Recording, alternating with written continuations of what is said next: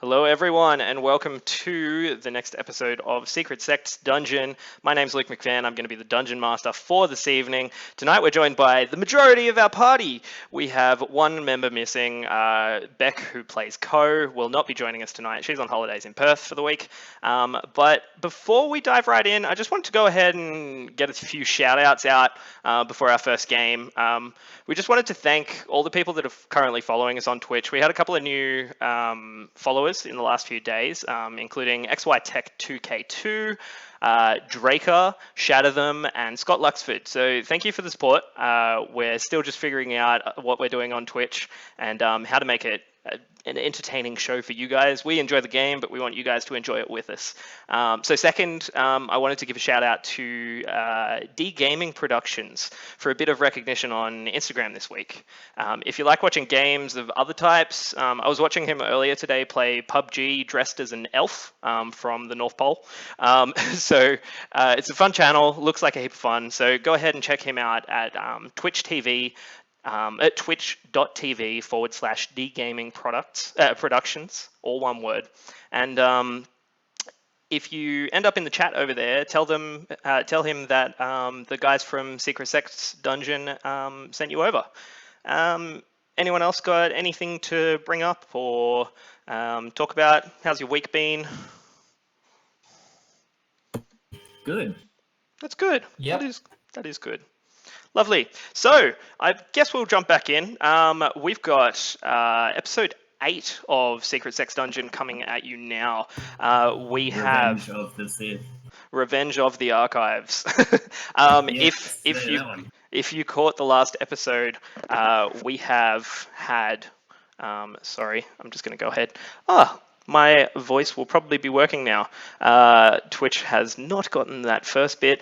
We just gave a shout out to a few people. All of my friends on Discord here heard me, but I'll just quickly run over it for you guys. Got some shout outs to those that have followed us on Twitch, including XY Tech 2K2, Draker, Shadowthem, Scott Luxford. Thank you for the support. It's great that you guys are following us on Twitch. And if you're watching now, feel free to follow after some audio difficulties. Second, wanted to give a shout out to D Gaming Productions. I was watching him today. He was playing PUBG dressed up as an elf. He came along and liked what we were doing on Instagram. So go find us at Instagram at Sects Dungeon. But if you want something else to watch, waiting between games of SSD on Monday nights, every night D Gaming Productions is streaming on Twitch at twitch.tv/D Gaming Productions. So if you end up in the chat over there, tell them that we sent you across from Sects Dungeon, and that'd be great. Tonight we're diving into episode 8 of Sects Dungeon, and we have a pretty interesting night ahead. After destroying a demon devil cross hybrid kind of creature, the adventurers within Sects Dungeon have gone ahead and sought out what this creature might actually be, initially taking it to the Temple of Lathander and leaving Davos with the body of a tiefling that was also trapped inside a gem with this creature. The tiefling named Mosing was a follower of the path of Lathander, and Davos, talking with the priest at the Temple of Lathander, Lucian, has gone ahead and is starting to organize the funeral and burial of this man. In the meantime, the other adventurers took the specimen up to the Archives on advice from Lucian. The Archives being the location where the wizards hang out in Daggerford, where all their books are, where all their research is done, and where magic is usually sort of defined in those parts of town. So upon arriving at the Archives, there was a whole heap of I suppose, speculation about the nature of the wizards standing out front. Very stalwart and not very telling faces on these men. You were led around the back and told that Arcanist Stefine would come and find you, and he would be able to tell you anything that you wanted to know about the creature that you had brought. You took this creature up to his sort of chambers and his research area, and he paid you guys 150 gold for the creature's body, and you are now, having left Stefine's the confines of his building, his room, sorry, you are now beginning to walk down a hall that you've come out. The unseen servant that was meant to be guiding you out of the archives has disappeared upon coming back through the gateway between Stefine's office and the archives. And you are in a 30-foot sort of cone of light, and that is what you can currently sort of see. So, what are you doing? Whoosh, I want to re-summon my Light Raven and send it slightly ahead of Sentry to light up a bit further than Beleaguer's spell is doing. Oh, sure. Okay. So are you... first, I'll just go ahead. Is everyone logged into Roll20? Almost. Right now. That's cool. So Roll20 tonight is hosting our game. We have a whole heap of interesting little dungeon crawly kind of stuff going on, and you'll be able to see the tokens up in the right-hand corner of the screen at the moment. Those that are following on Twitch and later watching on YouTube, you can find us on YouTube by typing in Secret Sex Dungeon. But you would be able to see at the moment 6 characters standing around, and from left to right, we have Syl, there is Falcor, Bell, there is Thorax, Ko, and Magnus. I'll be controlling Ko tonight. She'll be sort of tramping around with you guys, and we'll see whether we find Davos or not, which I might actually get to right now.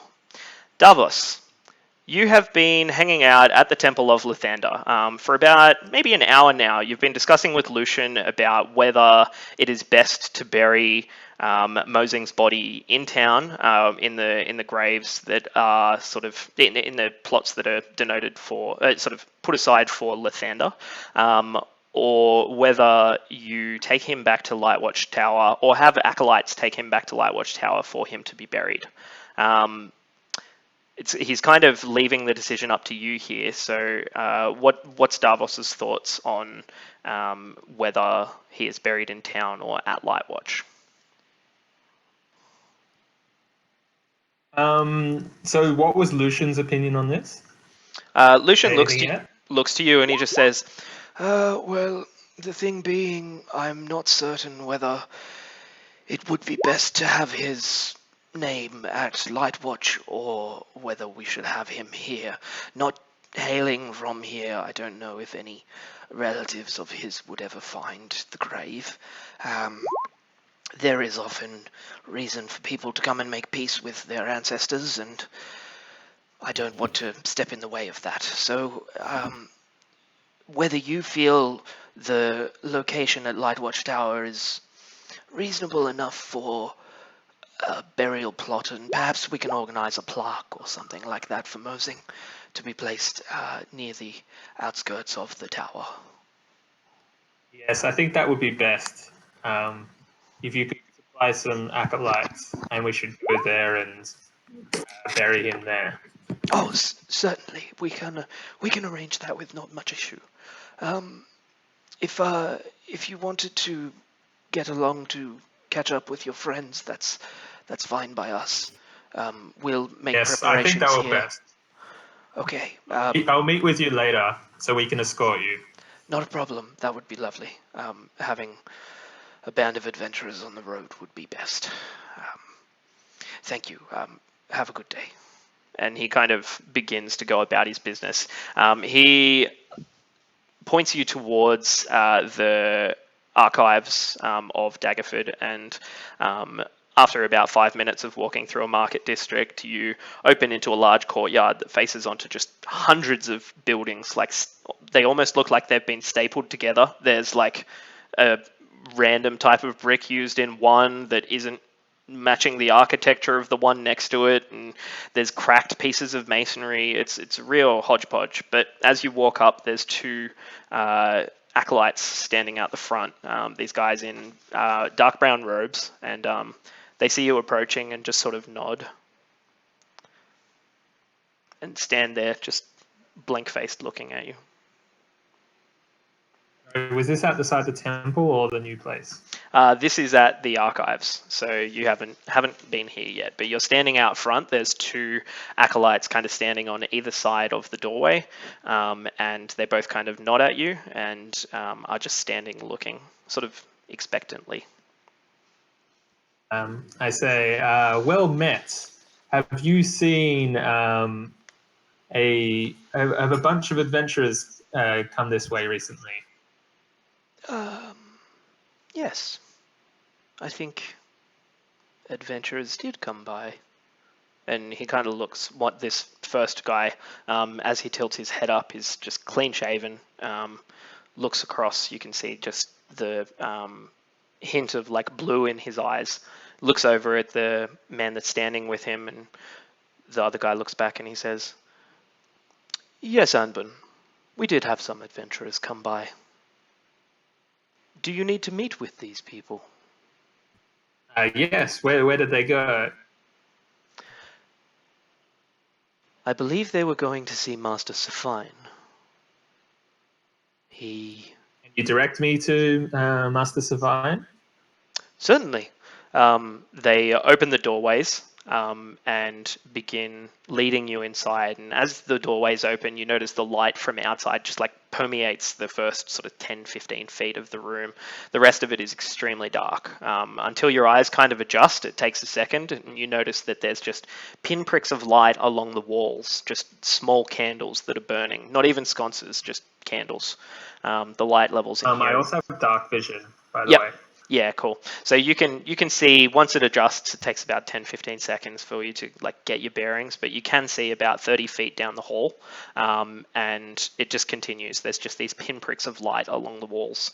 You continue for a while, and they lead you up a set of stairs and just say, Up this way, if you take a left and then follow the corridor and then another left, you will find his archives. It's relatively well noted. There's a plaque outside.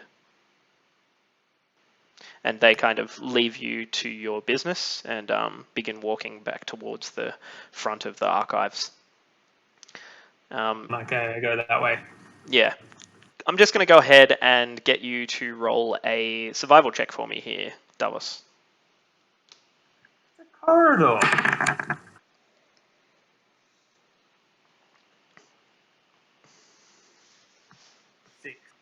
Six. Okay. You take a left and then you walk for a while and you come to a T intersection. You're like, it was another left. And you walk and it just seems dark. You're just kind of walking along. There's still these pinpricks of light, but the walls are kind of covered by books. There's like shelves along the entire sides, and you're just looking for a plaque. And right now, you can't find a plaque.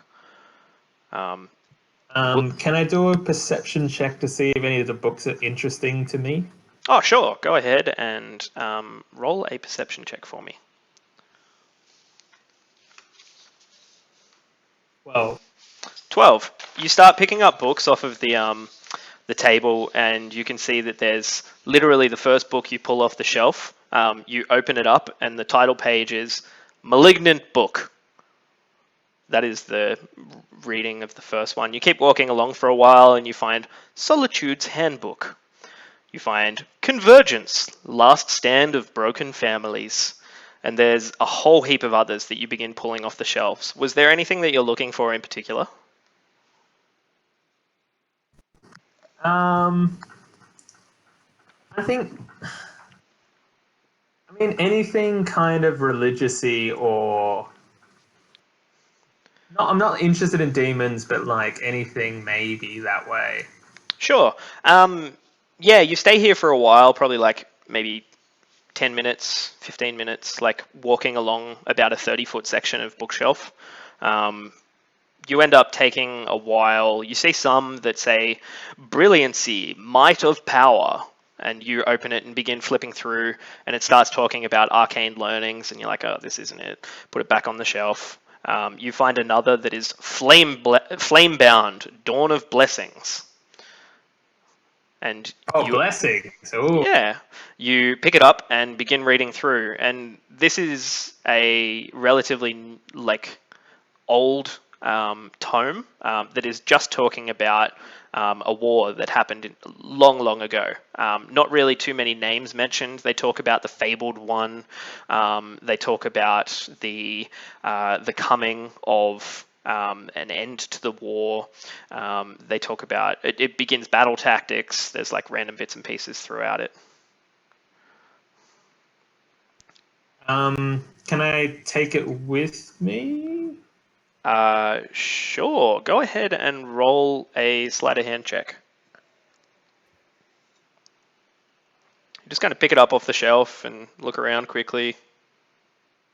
17. 17. Cool. You put it into your backpack. So yeah, you have a book that is called Flamebound, Dawn of the Blessings. Of Dawn of Blessings, sorry. So you continue walking, and for a while you're not quite sure where you're going to find Stefan.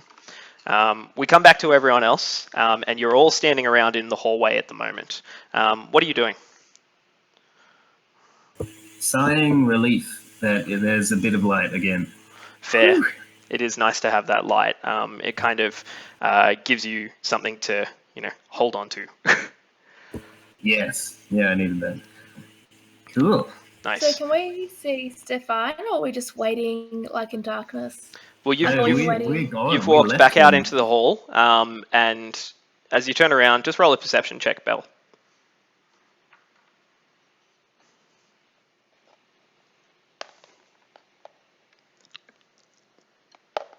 Eight. So, you turn around and you can see a plaque that is just on the the shelf of one of the books. It's on the forward-facing side, and it says Stefan, Master. Underneath it just says Arcane Traditions, Fiends and Demons. And you look, you take a second, and underneath it just looks like books. You remember there being an archway here that Stefan led you through, and you went into this other place, but it's no longer there. Just roll an Arcana check for me.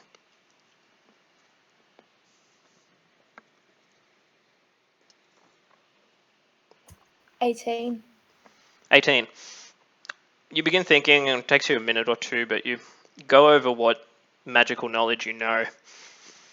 You know that some people can conjure almost like a pocket dimension, like a mansion of sorts, that they'd be able to store their things in, that is extra planar. It's not necessarily a part of this plane. That's all that comes to mind currently. Okay. So the last time we left, still you lost your rope. Yes, I left it behind, but I'm sure we'll find some more. I just found that rope anyway, so, no big Don't loss. seem too sad. All right, Yeah, well, I'm sure he needed it. Does the hall that we're in, does that look like the way that we came in? It is the hall that you came in by. You do have a memory of where Stefan brought you in through. Okay. And I know that you, as an Outlander, have perfect recollection of your, your spatial awareness, right? Yeah. I would say that I'm not particularly used to confined and city environments, so it would be a bit more limited, especially if it's different to how it was before. Yeah, that's a good point. It was bright before, now it's dark, so I'd be a bit more okay, I vaguely remember. Yeah, like so more than your average. what I'll get you to do is just roll a survival check for me. And because you are in these new surrounds that are kind of a little different to what you're used to, it does kind of mess with your senses a little. You're like, there's something different about this hallway, but I don't know what. So what was the check I was rolling? Just a survival check. Kind of And your. we've got 19. Okay, cool. So 19. You have a really strong feeling. You guys are on roll 20 at the moment. Yeah. Oh, that brings me to the point that Chris is not. I think he needs an invite. Yeah. Oh, okay. I can go ahead and do that. But if you can see what's happening on on roll 20 at the moment, you feel like towards Magnus was the way that you guys had come up. That is kind of the area that you want to be aiming towards to get back outside. All right. And that's not. Oh, so like that in that direction. Yeah, I think we should go that way then, guys. Let's walk back out this way. Cool. So Can you begin. I ask, like, also? You can. Sorry. So when I did my Arcana check, Yep. because I was doing, like, focusing on that tablet or whatever, did I get any other residual stuff to know if there was anything else happening around the area, or was I, like, would I be able to know if there's something else sus? So Arcana checks are usually just to do with lore, like about what magic is and what Okay. you might know about it. Whereas if you cast something like, say, Identify or perhaps... Yeah. Yeah, Like that would give magic you... and stuff. Yeah, exactly. So you have a bit of a better Alright, idea cool. about the No lore of what worries. you're doing, but not so much the actual I don't know. Stuff around me. Yeah, what it That's is all that good. occurred. Okay. So are we all good? I've just drawn my quarterstaff just to make it look like I'm using it as a walking stick and proceeding down the hallway. Are we Nice. all going? So I follow Sil. you're following Sil. If Matt's Cool. talking. Can I talk, Matt? Or no? Oh, damn. He's lost for words, but Oh, I no. believe he wants to follow. He wants to do something. Sorry, guys. We're just figuring out some mic Can you difficulty. guys hear me Yeah, now? we can hear you again. That's Correct. great. Yeah. Okay, so what I said was I was walking in that direction with Sil with my light birdie, like hovering just ahead of me. Thank Yep. you. Cool. Okay, so you're walking that way with Sil. So just move your characters wherever you are walking at the moment along the corridor there. Chris, I'll just be with you in a second. I'll move you up with them when they do, but I'm just trying to find a link for you for Roll20. I'm logged in. I just need the invite for the particular thing, I think. Yeah, cool. Just give me half a sec. Here we go. Copy link address. I'll just put it in the Discord chat, and you should be able to get that. Acknowledged. There you go. Okay, cool. So everyone's kind of moving down towards the end of this hallway. Thorax and Magnus, I'll get you guys to go ahead and roll a perception check for me, just as you get to the end of the hall.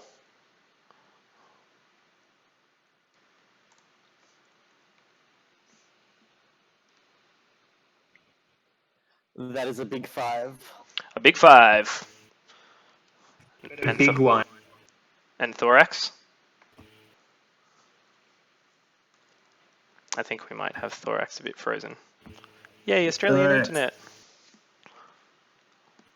Okay. Oh, he's just staring very intently. He's going to come back doing this in a Kelvin. second. Let's go ahead and get... hey, Kelvin. I'm back. Oh, Sorry. he's in. That's okay. He's in. What were you doing? My internet thingy. Okay. If you can go ahead and roll a perception check for me, Thorax. Tonight's episode brought to you by Australian NBN. It's the greatest. I'm on broadband. 16 plus 3, so 19. Cool. You can hear footsteps coming from the right at the moment, sort of the south on the map. You can hear it sounds like a single set of footsteps. Hmm. Can I tell if anyone else has heard it? You look around, and it looks like Magnus and Syl are both kind of just chilling at the moment, kind of just looking around. They haven't really noticed. Hmm.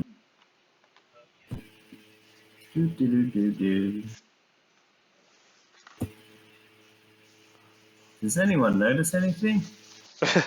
So I think that Thorax is having a bit of an issue with the internet, but that's fine. You guys do eventually kind of end up at the end of this corridor. You can see down both ways. There's about 30 feet. Doesn't seem like anything's really going on. In the dark vision beyond to the south, you guys can see. So whoever has dark vision, I think that includes Syl and actually probably just Thorax at the moment. But you can see that there is some kind of corner to the south, and to the north, the corridor just continues.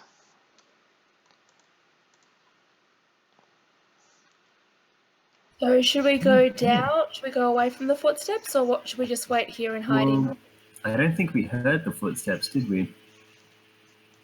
After enough time, you do hear that there is a bit of sort of sound coming from down to the south.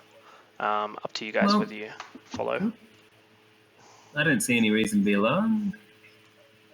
Let's go towards the footsteps, guys. I'll send Birdie a little bit ahead to light up a bit more to see if we can see anything. Cool. So you go ahead and send Birdie up there. You kind of see that as the light appears just around the corner here, that there is a familiar face. You see your friend Davos wandering aimlessly. Hey. Kind of a little bit not sure of where he is and what's going on right now. Found a book. But Davos, from your perspective, you're walking along, and then like a raven that is made of light just flutters around the corner, illuminating probably about 20 or 30 feet around you. And a few seconds later, you hear the voice of your fellow adventurers. Hey! Hello, fellow adventurers. Hello. Thank God it's you. Thank Lathander. Found this book. Adventure on, Syl. Damn it, More Davos. books. Yay! So many Good books. job, Light Birdie. What's it say? Smart man, look at this. I indicate at Magnus. Cool, Magnus. He passes you a book that Not just me. says Flamebound, Dawn of Blessings. Are you planning on reading it? Sure, let's take a look-see at your book-see. Okay, so you guys kind of sit around for maybe 10 minutes. Are Everyone you a bard? everyone except Magnus gets a bit of a rest here. Go ahead and take a short rest. You can use your hit die if you need to. Any short rests sort of spell things come back, except for Magnus, because he is reading currently, not resting. Did we sleep after we slayed the thing? No, No, you we haven't didn't. rested yet. We must have been in a rush. Yeah, but I did not take any damage then. Yeah, you guys kind of killed that thing really quickly, which is great. So it's up to you guys whether you sort of follow Davos or whether you continue further south, further north. Have I Well, read where's- anything cool? Sorry. Have I read anything cool? Roll a history check for me. Roll a coolness check. Yeah, roll a 0. die. Roll a die. Roll a D0. Oh, you're not cool. Oh, look, you failed. Oh, and succeeded. Roll a quantum die. So, with my proficiency, that is a 7. Mm-hmm. you kind of get the same things that Davos was looking at before, without sitting down and kind of studying it and looking like, who is this fabled one? Like, what might they kind of tie to in history? It really, you could keep reading, but everyone's just starting to like pack up their stuff again after grabbing some rations and taking a quick break. So they're looking like they're about ready to get underway. Yeah. This is definitely a book. Thank you, smart one. Wow. You're so wise. Great. So, Can I? what do we want to get out of being here? Like, I feel like we've kind of done our part of the bargain. It Yeah, I'm couldn't really pretty give happy us to that much leave. information. What are we doing, kind of thing? Well, I actually got a really good clue about the frog orb. I have to be careful, like a mother pigeon, so that while he's been reading the book, I've been perched on top of the frog orb as best as I can, like Okay. a mother pigeon on an egg. Should Okay. I roll a Wow. acrobatics check? Yeah, go ahead. Go ahead. That's wonderful. 2 + 2 is 4. 4. You kind of try to sit on it a couple of times, and initially you begin falling, and you adjust a little. It kind of doesn't work as a seat, if you get my meaning, and gives you a bit of a sore rear end. You kind of stand up after that not working too well, and look down at it, and the frog is just still like just flipping around inside of this globe. Can I just interject here? Sure. I love a good acrobatic challenge. So I'd like to balance myself on the orb. Oh, cool. Just on Okay. one foot. Yeah, sure thing. Go ahead and roll an acrobatics check. I'd love to. I would love to do that. And we have a grand total of 12. 12. It's relatively difficult. You're kind of like using your staff to like balance yourself as you're on top of this ball, and it takes a second. You're almost getting there, and then you flick off, and the ball begins rolling. Let's see which way shit. it goes. Ah, What am I doing? you see it begin flying north. It goes about maybe 25, 30 feet. If you guys can see on Roll20 at the moment, it's up around there in this kind of area. Oh, wait a minute. I need to go to this thing and then to say it's kind of in this area. Can you guys see that? Do you have a little Yeah, icon which yeah. is a tiny frog in an orb? I do not, because I'm an unprepared DM and I don't have your entire inventory in pictures. I yell out. So I yell out annual migration and then chase after it. Cool. I go after him out of obligation. Cool. So I was you just guys looking for these guys, so I follow. Nice. So you all begin kind of heading north down this passageway, and you can see that as you continue along, it doesn't really seem like there's much else going on up here except for the hall. You have it open up into a corner a little further up the way, and as you kind of get up there, you can see that it rounds, continues. There's a little bit more of a turn in the hallway, and you make your way up towards it. Finally, you catch up to the ball, and you can see that it is... actually, roll a perception check, Thorax. You can see that something is there. Or can you? That will be 11 + 3, 14. 11 + 3, 14. You get a feeling that there is a very small crack along the side of the orb. No shit. Sorry. Can I send Birdie up with them while Bill and I come from behind? So I'll just send him up ahead with them. Sure thing. Just go ahead and move yourselves wherever you would like to be in the game.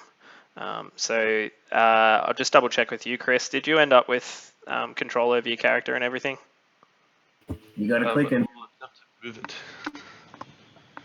I will need to. You click him give and you. then you move him I around, need to give don't you permission to move him.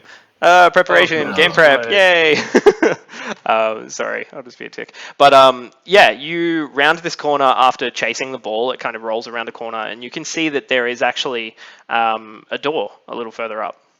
But it looks to be locked or closed at least. You'd have to probably get a little bit closer to see what is there. Damn it! I wish Ko was Let's here. get She's a bit good. closer. Well, Ko is here. Ko She's is just Can we a just bit ask her to pick the absent-minded. lock? Yeah, you can ask her. Maybe. This is just pain, that's all.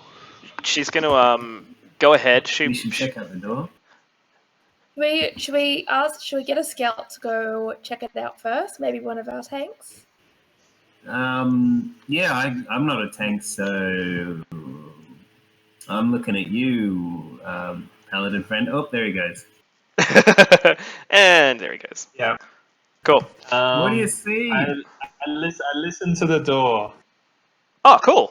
Roll a perception check if you're listening to the door.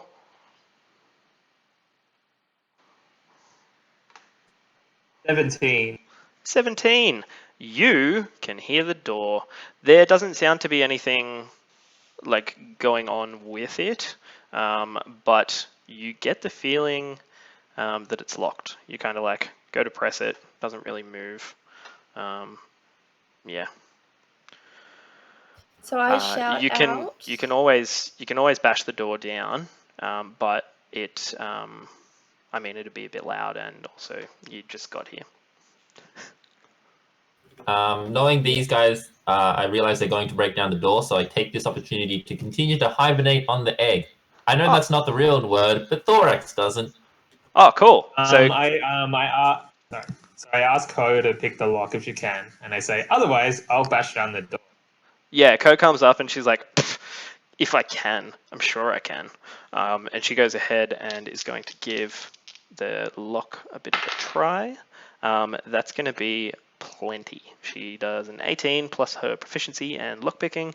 She would be there. So you see her unlock the door and she presses it.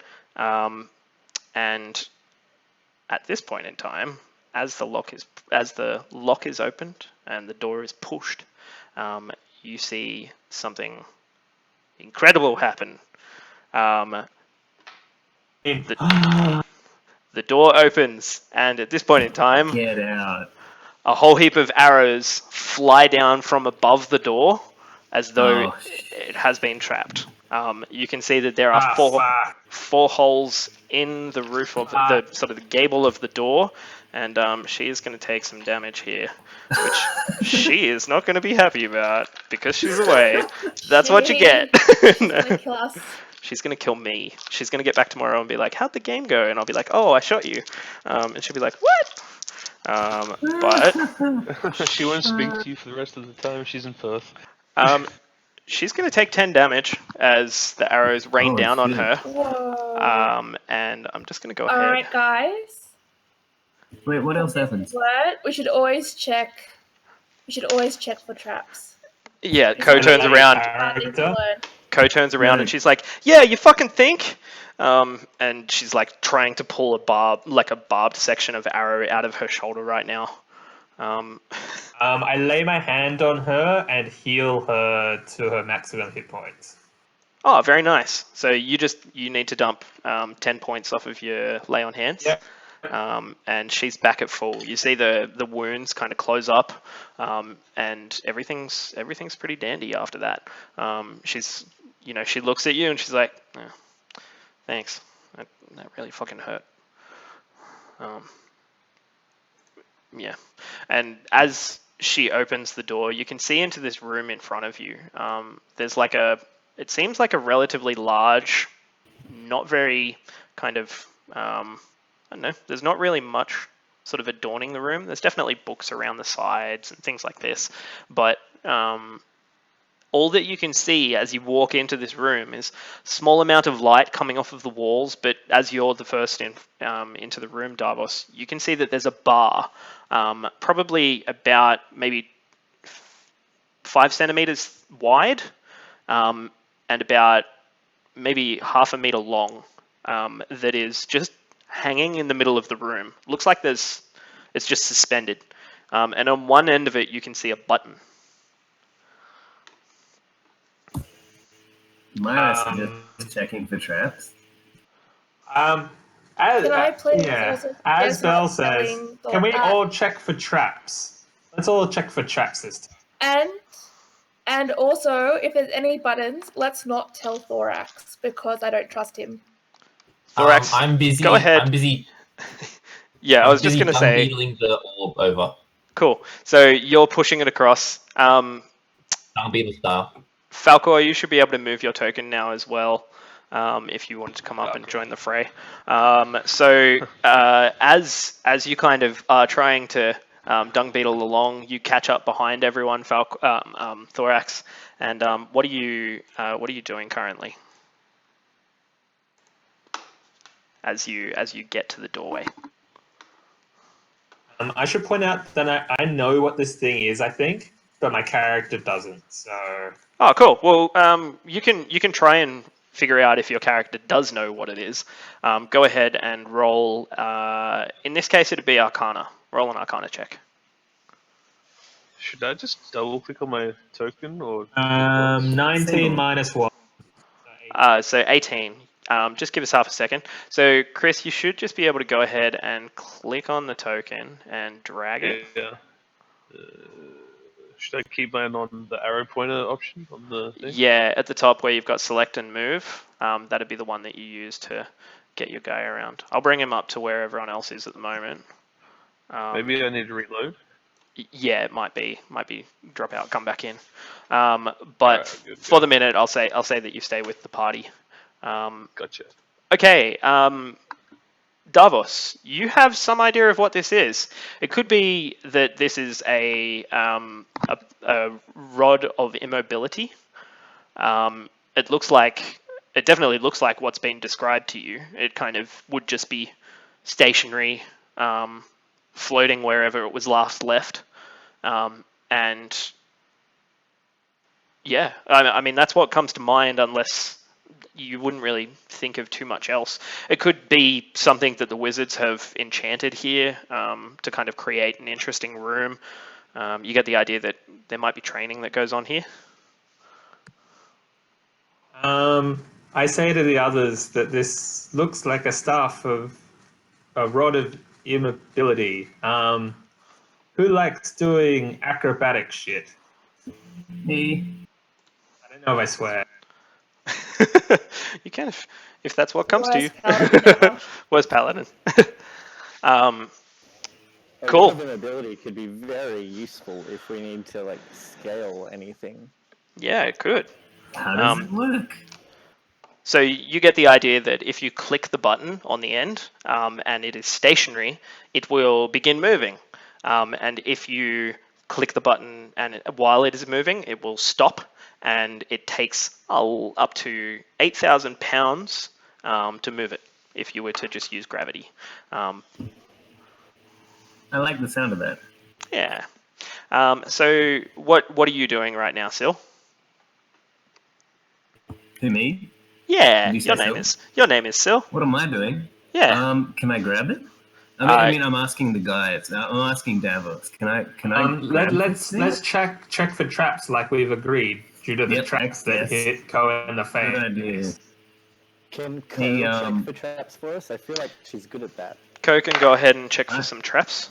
She's going to roll her investigation. I'm still going to be online. I'll be away from camera for a second. I'm just going to go see if I can find Ko's character sheet. But she got a 16, I'm assuming. You guys can all still hear me okay? Correct. Yes. Yep. Fantastic. So when you start getting your trap checks, let me know. What is I'm that? gonna take disadvantage. Can I use this time just to say that I am distracting Thorax because I don't trust him with important missions like this? Oh, sure. So you get I believe disadvantage it's an on any extraordinary checks for important traps thing to do. in that instance. My investigation roll was a natural 20. Natural 20. Okay, good. Anyone else? Me too. I was a 14. 14. And Syl, you also Still got a 20. natural 20. Nice. Okay, Yep. Syl and I Magnus. also know I didn't. What'd you get, Falco? 12. 12. Natural Okay. 12. So you guys, anyone that didn't roll a natural 20 in this instance, because it was all the others were under the DC, you begin looking around the room and you can see that there is just this rod. There's a couple of candles about, but it doesn't look like there's anything else here. Magnus and Syl, you guys notice something different.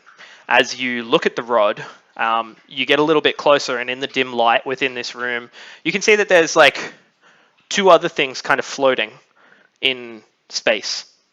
There is what looks like a finger, well, the bones of a finger, and you can see that there is also a shred of cloth that is just, it looks like it's wet.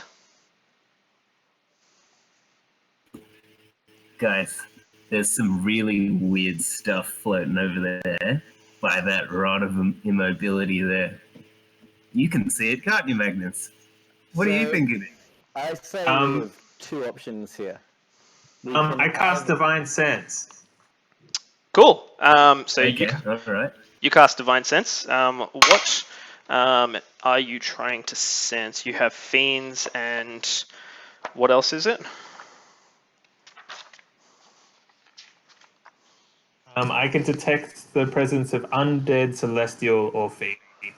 Okay, Or, just or give. consecrated or desecrated objects. Okay, so just give me half a second, and I think you will not pick up what your sort of. There's nothing that blips on your radar. Doesn't seem like there's any celestial fiends or undead within 60 feet.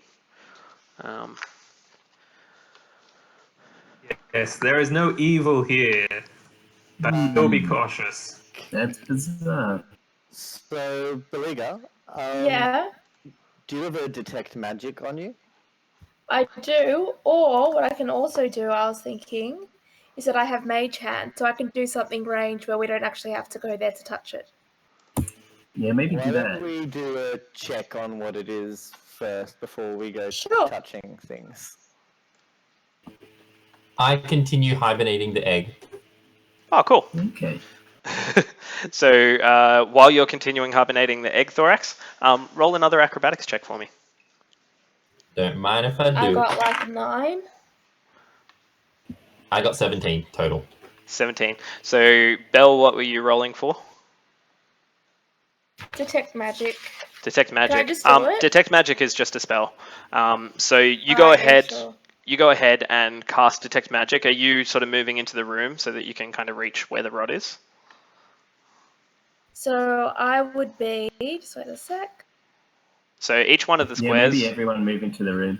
Yeah, each one of the squares Yeah. is 30 feet. 5 feet. Sorry, not 30 feet. Just gonna quickly. Sorry, I'm just gonna quickly check. Luke, can you something. ping exactly where the bar is?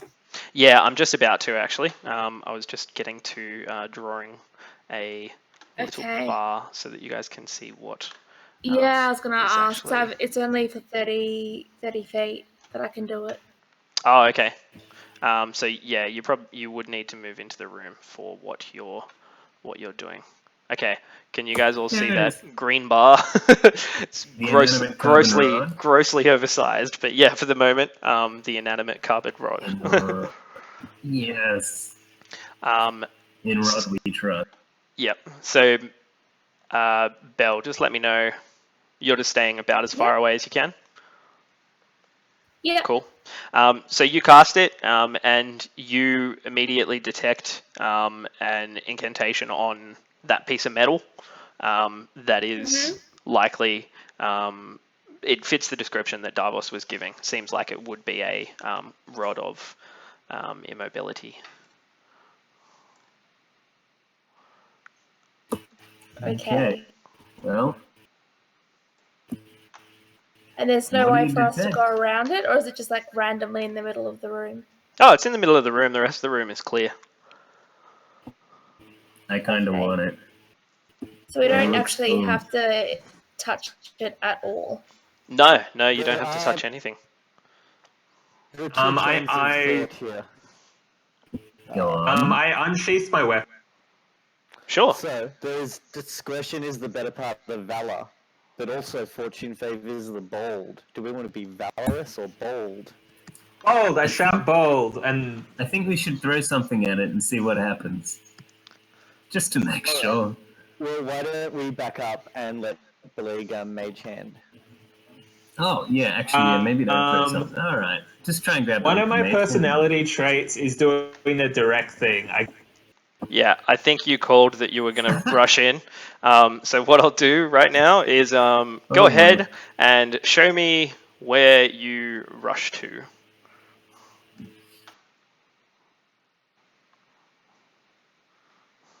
How's that? That's pretty good. Cool. Yeah, what are you doing? Oh, boy. I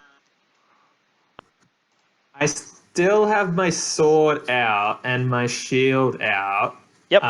But I go to hit the button. Okay, so the button is to your right, at the other end. I hit the button. No, you don't, unfortunately. What Oh, happens boy. here It's the button. I went to the button. is that you begin moving across towards the button, and as you reach out, your hand enters something that is more consistent with jelly than with air. Jelly! So you go ahead and begin to reach across, and you take some acid damage as your hand goes into what seems like an invisible jelly. That's going to be 8, 9, 10 acid damage. And as you're reaching across, you can see that your gauntlet begins to bubble a little. And that the armor sort of up to your shoulder is engulfed in this like ooze. And at this point in time, I'm going to get everybody to go ahead and roll initiative. Son of a 5. Okay, 14. Okay, I'm just going to go through and get these Twinsies. down. So just give me a sec. So Falcor was at 5. Belle, what did you get? 7. 7. Very good. Gonna get Davos. What's that? 12 total? Okay, cool. We have Magnus. 7. 7 also. We have Ko, who I'm going to roll for. I don't have her stats here, but I have a rough working of how her dexterity was. So she gets a 10. We have Syl. What was your initiative? 14. 14. And I'm going to go ahead and say Thorax. 17. 17. Very good. Okay. And I got to add one thing in, which is this freaking creature. Yeah, ow. Ow, definitely ow. It's not nice. It is acidy and burny. So, 10 and... Oh, he rolled a 10, but there is a -4. So that's going to be a 6. Hooray. Okay, so let's go have a look at whether the thing that I set up for encounters would work. No. Oh my god, are we fighting a gelatinous cube? No. We're fighting a gelatinous cube. You're fighting a gelatinous cube. So, at this point in time, the top of the initiative is going to be... Let me just double check here. Thorax. I think it's Thorax. Yep. It is. Yes, we have Thorax. All right. As a good... Sorry, what was that, Nelly? Do something. Well, as a good mother pigeon, I'm going to stay on top of my orb throughout the fight. Okay. And so if I do try to move anywhere, I'll scoot on it, like kind of like a lumberjack, sort of. Oh, sure. Like a lumberjack. Okay. Like a lumberjack? I'm like rolling on the logs, but you're I'm in a pushing position. it along ahead of you. Yeah. Sure thing. I'm going to cast Moonbeam directly in the middle of it. Yep. I don't care if it ends up touching Davos's hand or not. Just smack bang in the middle of it. So what's the radius on Moonbeam?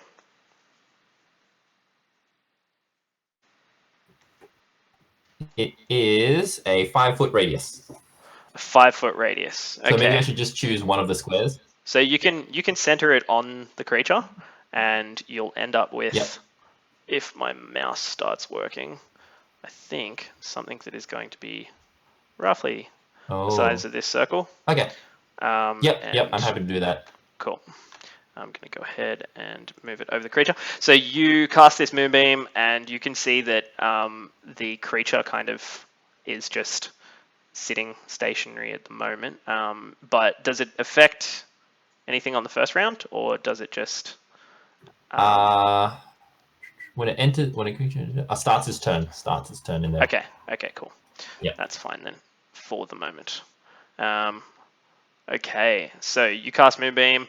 What else are you doing your turn? You're not moving anywhere at the minute? I'm going to continue balancing precariously on the orb. Should I do an acrobatics check? Yes, if you would like to stay where you are.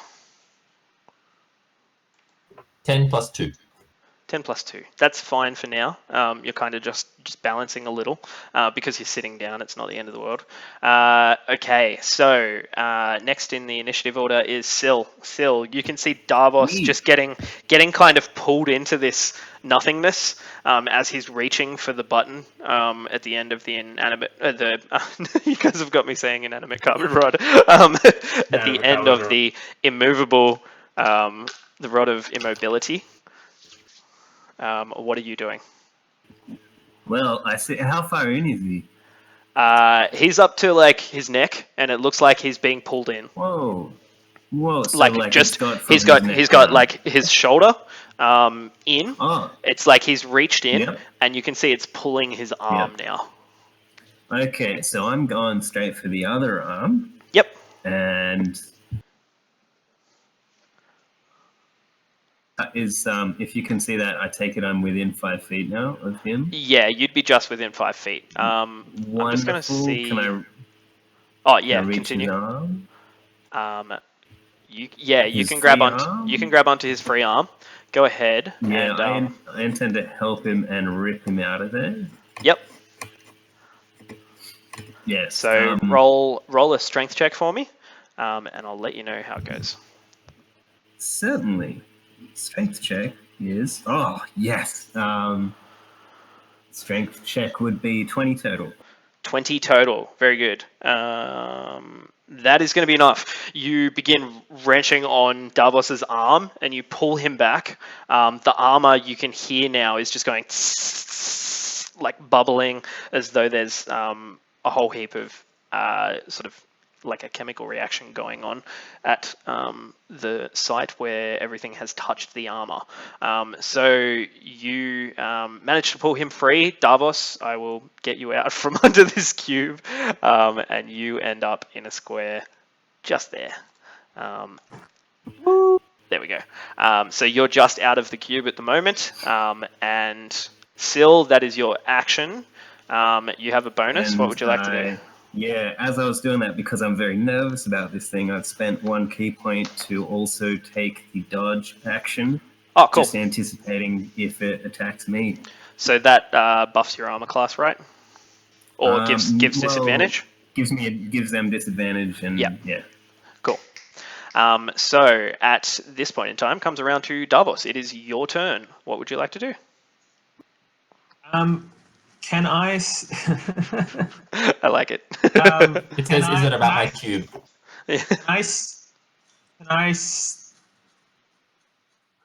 Please don't get stuck again. Okay. Did it affect my sword? Oh, your sword would have been in that hand, right? As I say, But, yes, but, yes. no, but your sword is a magical weapon, isn't it? Yes, it is. You can see that your sword is 100% fine. Yes. There is nothing wrong I with your shouldn't have sword. mentioned that. That was risky. Your armor, however, is degrading on that side. So, like from the pauldron down, your breastplate is probably fine, but your right arm is corroding pretty badly. You can see it just getting eaten away.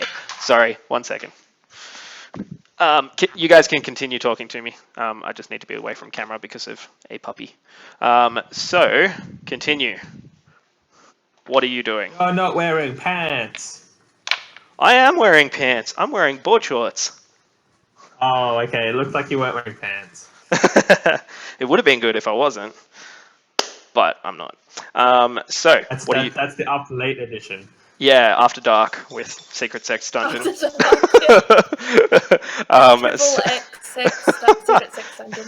Oh, that's too much of a tongue twister. I can't do that live. What are you doing for your turn? Can I take a swing and then step back? Mm-hmm. The same action. So you would have to. So you wouldn't. You would provoke an attack of opportunity if you step back because you're using your action to attack, not to disengage. Oh, so I can't do both. No, you wouldn't be able to. And still, if you were to move away right now, you're within 5 feet as well. Okay, so.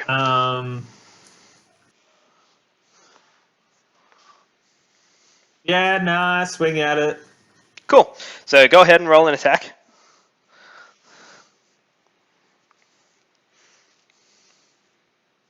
Uh, 16 plus 6. That's plenty.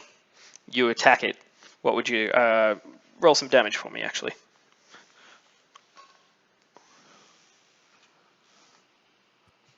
12. 12 damage. Very nice.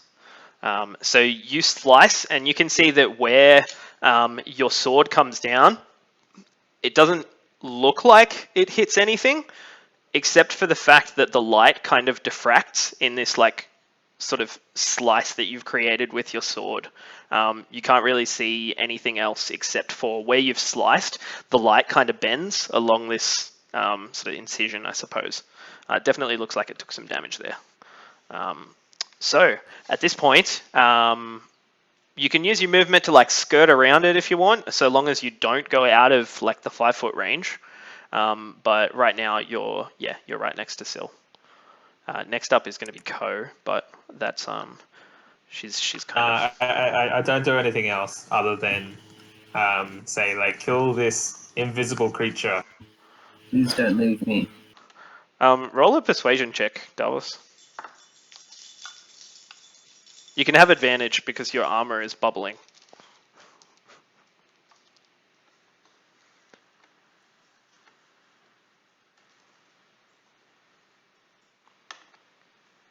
Uh, 17. 17. Okay, he's pretty stressed, guys. Looks kind of rough. The singe that is coming off of the armor doesn't really lie there. Okay, at this point in time, Ko is going to take her turn. She kind of moves up and around a little, a bit closer to the creature, but still keeping out of its range. I think. Yep. And is going to go ahead and throw a dagger at it, and she gets advantage on an attack where the creature hasn't attacked yet. So that's going to be a 12 plus, I'd say 3, which is going to be all good. Gets her dagger damage, which is 1 plus 1, and sneak attack because she has an ally nearby, and that is going to be 12 extra. So that's going to be 14 damage that the thing takes with the dagger that she throws. But as soon as she throws the dagger and it begins moving into the creature, you see it kind of like flying through the air at speed, and it hits something and slows down entirely and begins rotating and bubbling in the center of this creature. Just the dagger seems to be completely destroyed. It's just bubbling away. So at this point, comes around to Magnus's turn. Magnus, what would you like to do?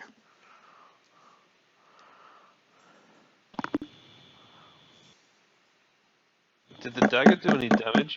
Before it got destroyed? The dagger did some damage. Yeah, it definitely did. Looked like it actually took quite a decent chunk of Can health. you hear me? Yeah, now? we can hear you. Yes. All good. Okay, wonderful. So is this creature visible or is it invisible at the moment? You can't see a creature, but when Ko threw that dagger, it stopped midair and just kind of begun twisting and bubbling. Okay, well, I don't want to get too close to whatever this is, but What it you looks can- like it's not great. Yeah, what you can do is actually roll a perception check. I'll do so. 20 total. That's perfect. You can see the outlines of the creature. It's very subtle in this low light environment, but you can see just the areas where the light begins to move around weirdly in the center of the room. And you've been watching it since you saw the kind of bones and the cloth that was in the center of this creature before. Okay, I don't like it. I'm going to fire an Eldritch Blast at it. Oh, cool. Okay, so go ahead, roll a ranged spell attack. That is 16 total. 16 total. Very nice. That hits. Go ahead, roll some damage for me. Yep. That is 3 plus 3, so 6. 6. Okay, that is good. 6 damage. And we're going to have... Good. So, comes around to Belle. Your turn. What are you doing? I'm gonna chill touch it. Oh, cool. Okay, so roll your spell. You begin casting the spell, kind of getting the components that you need and the finish saying the words that are necessary. And this skeletal hand kind of erupts forth from your own, just drifting through the air. It heads out towards the creature, and you see it touch and sort of push back this section of light that is bending weirdly around the hand. What's your attack roll? 1. What's your spell modifier? Was it a natural one? Oh, sorry. For the actual spell to do the thing, it was 17. Oh, And yeah, then on the that's fine. successful one, it was 1. So Oh. my damage was 1. Okay, so 1 damage. You see it, the spectral hand kind of touch it and then just disappear. It dissolves again, bubbling really weirdly. Sorry, just 1 second. I got puppy issues again. But after you, Belle, if you want to move or anything, let me know. So it has no water content to it then? So nothing would have frozen? It's cold damage. Is that what Yeah, chill damage. Yeah, okay. Yeah. You see the smallest imprint of that hand kind of frozen there, and that's it. There's nothing else that's going on. It kind of freezes for a second and then just begins to dissolve. Okay, so at this point in time, it's actually the creature's turn, and I'm running around like a madman trying to keep my dog occupied. The joys of an 11-week-old puppy. Do you guys want some treats? No? Yes. Yes, please. I've been a good boy. That's good. That's very good. Okay, so at this point in time, the creature is going to go ahead and... He takes my moonbeam damage. It does. So how much is the moonbeam damage? He makes a constitution throw first. Okay, that's going to be... wow. 16. I keep forgetting where my spell thingy is. It should be on your spell list sheet. It so isn't. So it's not. No, it's not. Oh, 60 is spell attack bonus. 13 plus... So you shouldn't need to roll. It should be 8 plus your proficiency plus your wisdom modifier. And I think Good freeze frame. Thorax has frozen. It's 13 plus 5, but that seems really high. So you shouldn't add 5. I think I'm back, maybe. Yeah, you're back. So I think you should have 8 plus your proficiency. Okay, I think it's 13 then. I think it's just 13. 13. Okay, so it makes it save. Okay. Yeah, I think it's 13 total then. Okay, so it makes it save, but what's the So it takes damage? half damage. Okay. It takes half damage, which is 3. 3. Very good. Any specific type of damage? Just radiant or something?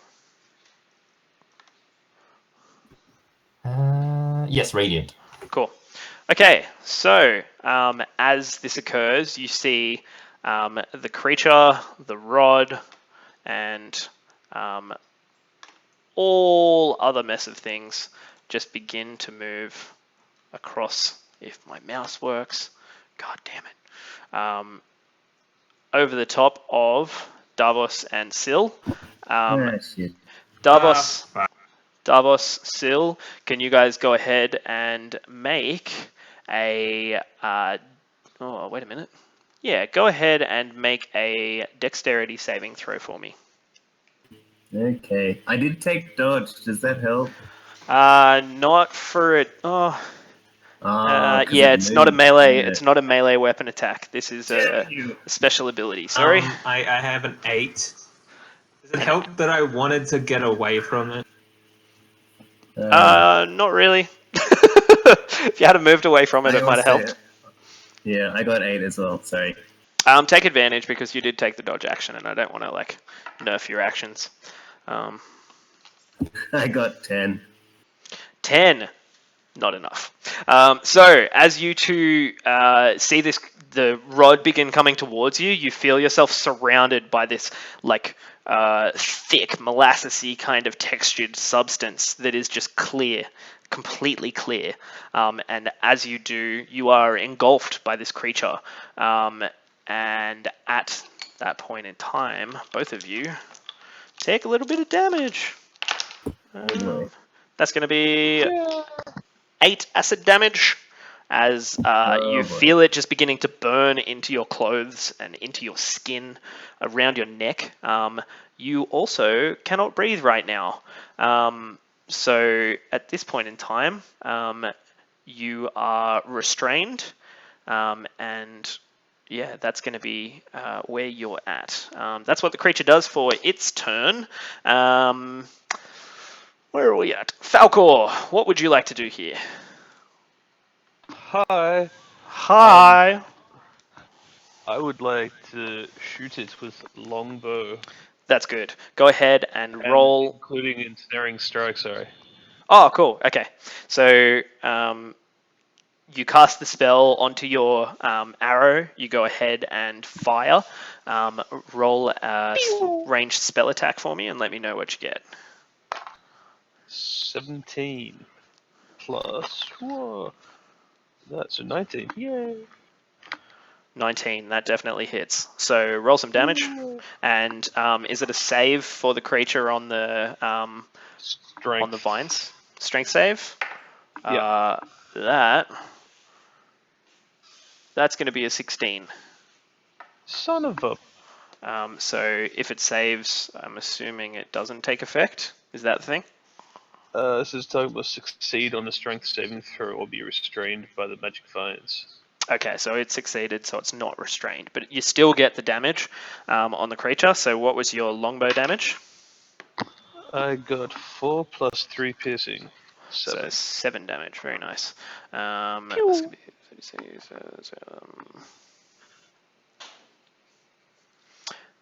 so it's looking like it's still got a lot in it. You've done about half the work, I reckon. And at this point in time, it comes around to the top of the round. Thorax, what are you doing? I move the beam, if possible, that it covers the back 2 squares of the cube, but not the 2 squares that have Davos and Syl in it. Yeah, sure. Okay, so you go ahead and I'll move that for you because I don't think you'll be able to. And then but you're just moving it. You're just moving it like 5 feet south, right? Yeah, and then I try to scoot away on my orb. Oh, cool. So, great. Roll. Maybe just like 5-10 feet Yeah. to the left of screen. Yep, cool. So you go ahead and do that. Roll an acrobatics check as you like. 18 plus 2. Yeah, you're perfect. You're getting the hang of this now. You're like scooting. You got the ball just in front of you. It's like massive. It's awesome. The next move is Syl. What I'll get you to do is go ahead and make a strength saving throw for me. Strength saving throw. Oh, actually, good. just a strength check. Sorry. Oh, strength check. Well, so roll it. So not a saving throw. Strength check would be 17. 17. Wait, you can what? No, Yes? that's fine. That's fine. That is enough. You managed to break free of the creature, and you're standing there with a bonus action. What would you like to do? Am I Yeah, you in push. the creature still? You get pushed out 5 feet, so you would be there, right next to it. Alright, okay, so I am there. Yep. Did that escaping count as an attack action of any kind? It would have taken your action, so whether you attack or whether you do anything else, it would have been your action there. So you do have your bonus action and movement. Okay. Yes, If you, I'm just curious about. I have the ability to take an extra 2 unarmed strikes if I've taken an attack action. That's why I asked. Okay, right. How would you classify it, Mr. DM? Let's go ahead and let it ride for the sake of fun. You can go ahead and make 2 unarmed strikes on this creature. Yes, if you would like to. I channel the power of ki. Yeah. Just in revenge, I channel some ki, but there's a catch because I'm a fucking awesome monk now. There's a catch in that I channel it, and if either of these hits with this flurry of blows, it must make a strength saving throw. If it fails, it is pushed 15 feet away. Size of the creature does not matter. No, very good. That's cool. That is very cool. So go ahead. Your fists blur. Yeah, your fists blur and just begin smacking into this creature. You've got small amounts of like acid still dropping off of you. Your clothes are kind of like burnt and charred a bit. What are your attacks there? Okay, so I'm just attacking to hit, yeah? Yeah, you're just attacking to hit. So roll 2 melee attacks. Okay, 2 melee attacks. First attack is 17. That hits. Second attack. Well, that's all. The second attack was 10. 10. Okay, so both of them hit. Yes. Well, yeah. Good. Do we need damage on those? Yeah. So whatever your damage is, or are you choosing to push it 15 feet? Is it or is it both? Okay, cool. It does both. All the standard stuff plus that. Oh, cool. So give us the damage, and we'll go ahead and get that, and it gets pushed 15 feet. Okay, we've got 15 damage total, and the 15 feet. Okay, cool. So 15 damage is going to bring it, so that's 50, 60, 60. Hey, that's, wow. Yes. That's a good hit. Yeah, that's really cool. You push it 15 feet, and you see Davos fly 15 feet away from you, being engulfed in the cube currently. He just like, Davos, you're there 1 second, and then thrown across the room about 15 feet away. I was assuming that you're punching it like to the east. Correct. That was like the direction I'd sort of been kind of looking at it roughly. Cool. But of course I got a bit twisted up. East is good. Yeah. Great. So you managed to push it 15 feet from you into melee range with Ko, and that is where your turn ends. Davos, could you make a strength check for me? Unless you'd like to stay in the cube. I roll 17 plus 2. It's good. I just also add, because the cube went into melee range of Ko, did she get an attack of opportunity? No, so disengaging, you get an attack of opportunity. Not when something comes into range. So because if it had have like slid past her, if she was like 10 feet to her left, and it slid past her, she would have been able to like slice at it as it went by. But yeah, when it's in your space, it's like it's stopped there, and she's like, ah, shit, what is this thing? Ah. Sorry, I'm really screwing her over. That's all right. Okay. Okay. So I disengage. Yep.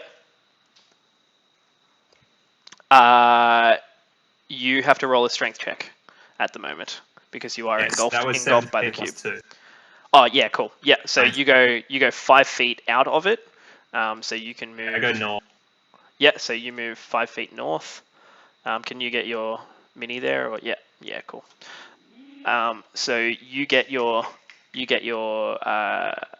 self out of the cube. The rest of your armor is kind of bubbling a bit now. It seems like it's taken a little bit of damage, but what's your next action? What's your next bonus or movement?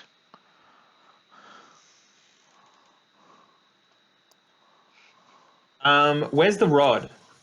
Still within, sorry, I haven't been tracking that, but it's still actually within the creature.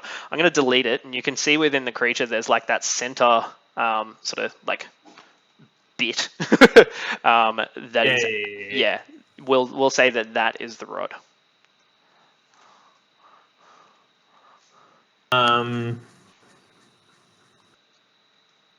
Yeah, I'm pretty worse for wear, so how far can I run? You can run your movement, but it will get an attack of opportunity. Doesn't mean it'll necessarily hit you, but it gets an attack.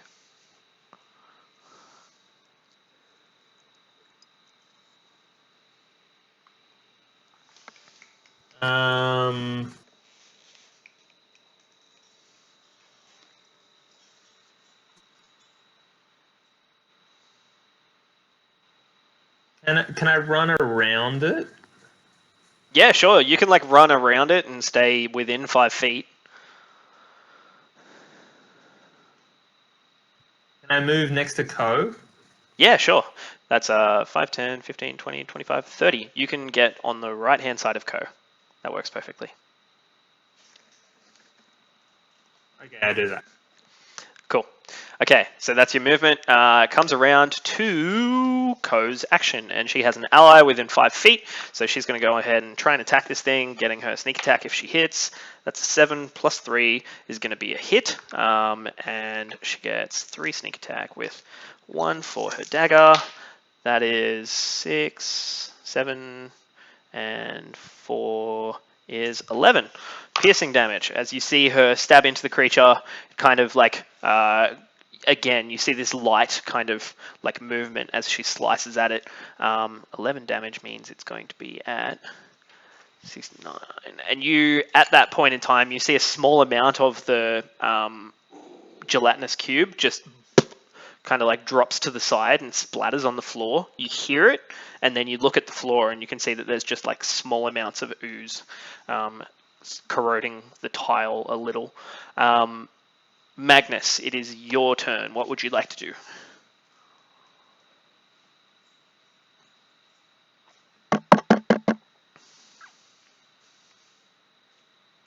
We cannot hear him.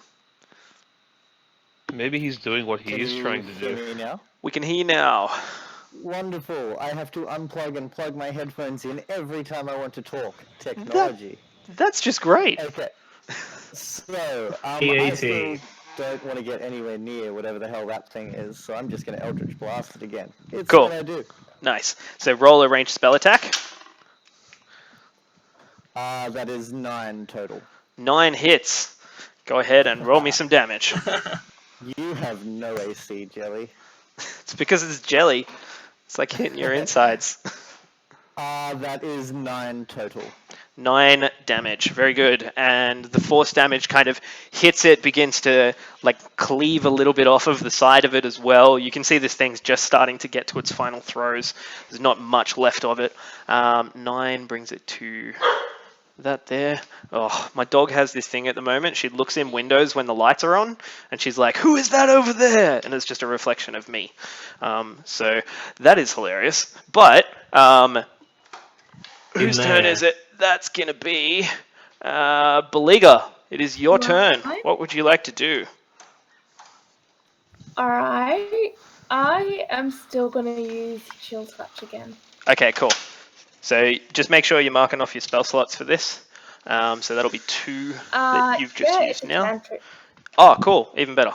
So you don't need to worry about spell slots at all. So yeah, you get 2.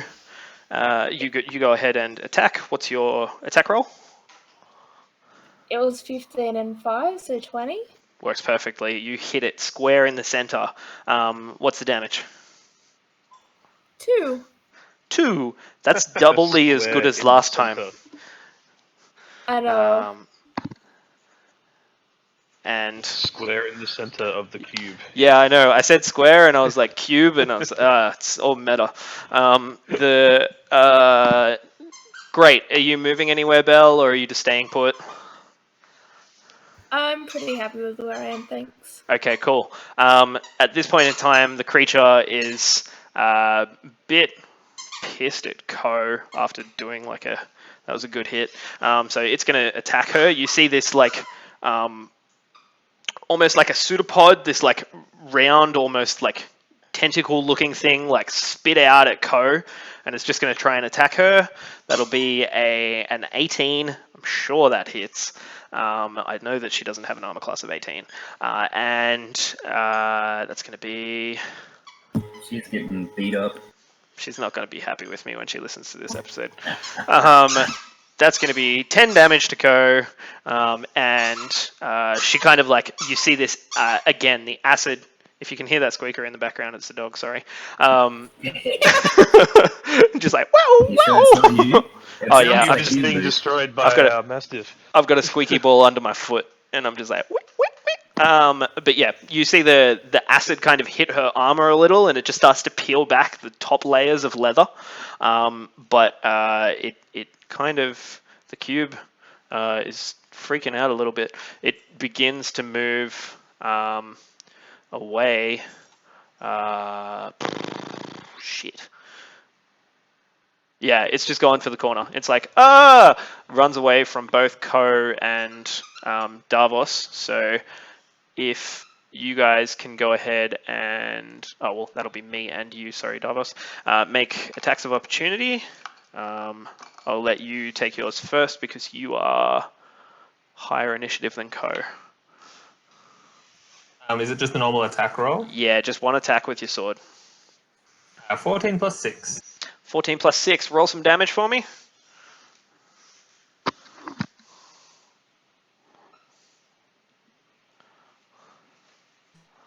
14.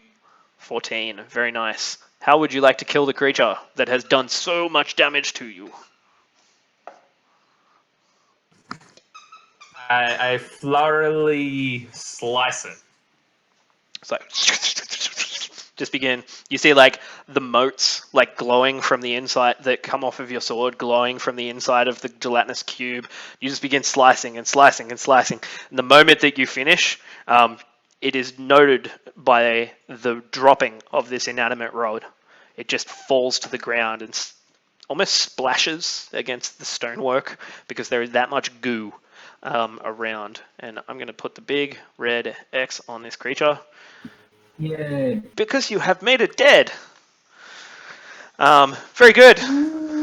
So, with that, the rod lays on the ground amongst all of this acid, but it doesn't seem to be bubbling. It doesn't look like anything other than just bar steel that's been hammered out by a forge worker, and there's just the single steel button on the end of it. I'd like to pick it up. Cool. So you walk across, pick it up, and you can feel it. Yeah, it weighs like a piece of steel. It's probably about maybe 700, 800 grams. Pretty hefty piece of steel.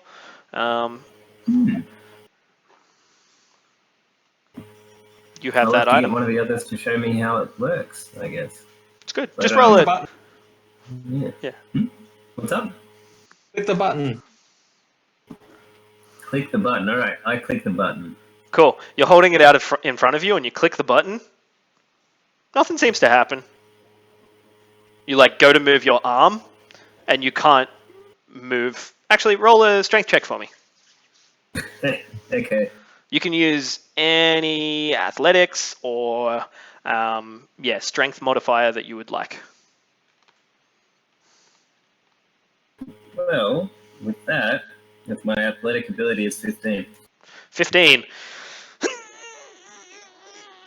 It's just frozen midair. You like let go of it. It stays there. You grab it from a different angle. It doesn't move. There is no movement at all. You're just like, you barge up against it for a second. You're just hurting yourself against this rod.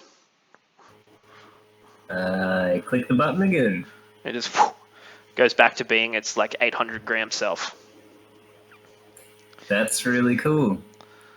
Can I have this, guys?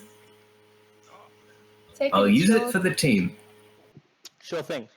Cool. So I can send you the stats of that, Sil, Jordan. But you have the inanimate rod, and the main thing is click the button. It stops and does not move unless something has significant amount of strength to move it or enough weight.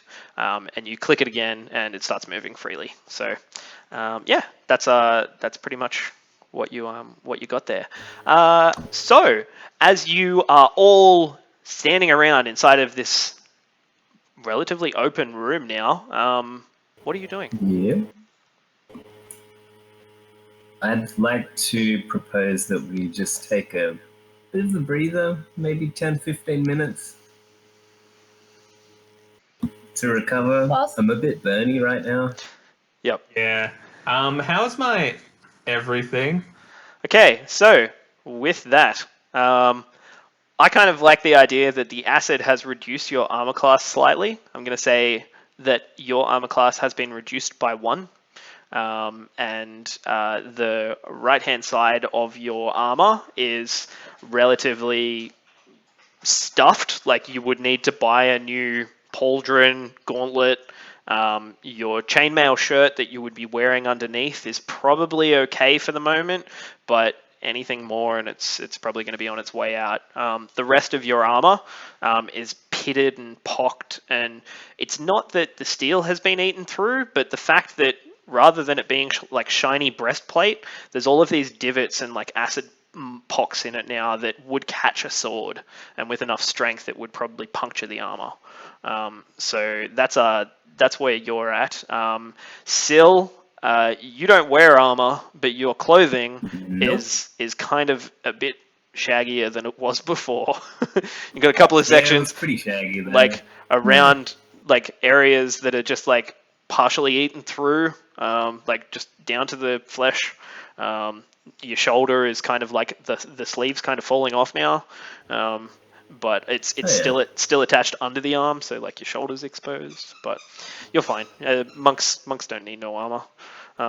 Yeah. Can we see his elf nips now? Can you see his elf nips now? Roll a perception check. Aren't they half elf nips? No, they're full elf nips. They're elven nips. 20. Oh. You see that the jelly has like kind of stuck his shirt to his chest, and it's amazing. Like the guy is cut. He is like just, as though out of stone. There is chiseled abs. The pecs are like, boom, boom, right there. A couple of little spots that, you can see it through his shirt. Are you concerned for my welfare? My eyebrows at him suggestively. Is it my physical health that you're concerned about? Yes, very much so. I'm just worried about yourself. I appreciate that. You're a nice druid, whatever you are. That's perfect. That's Man. Oh, me, I'm just He's a a juggler. witch. Nothing exceptional you're a about nice, me. you're a nice man who casts hexes. very good. Thank you.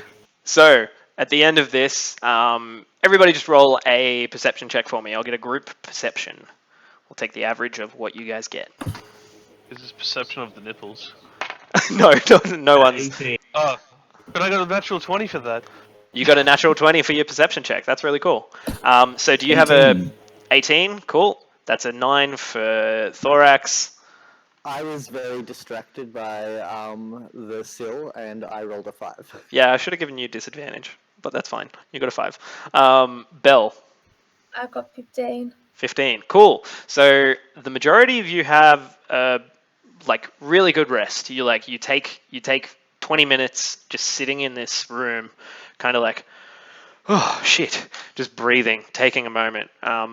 Falcor, you actually begin to scout. You kind of take a little bit of time, move out of the room, have a bit of a look around, and as you do so, you can see that at the end of this corridor, it's not like past the door that you came in through. There's actually like light coming from near the base of the wall, down in this kind of area. And as you head down there, you can see that there is, I'll go ahead and put you where I'm talking about.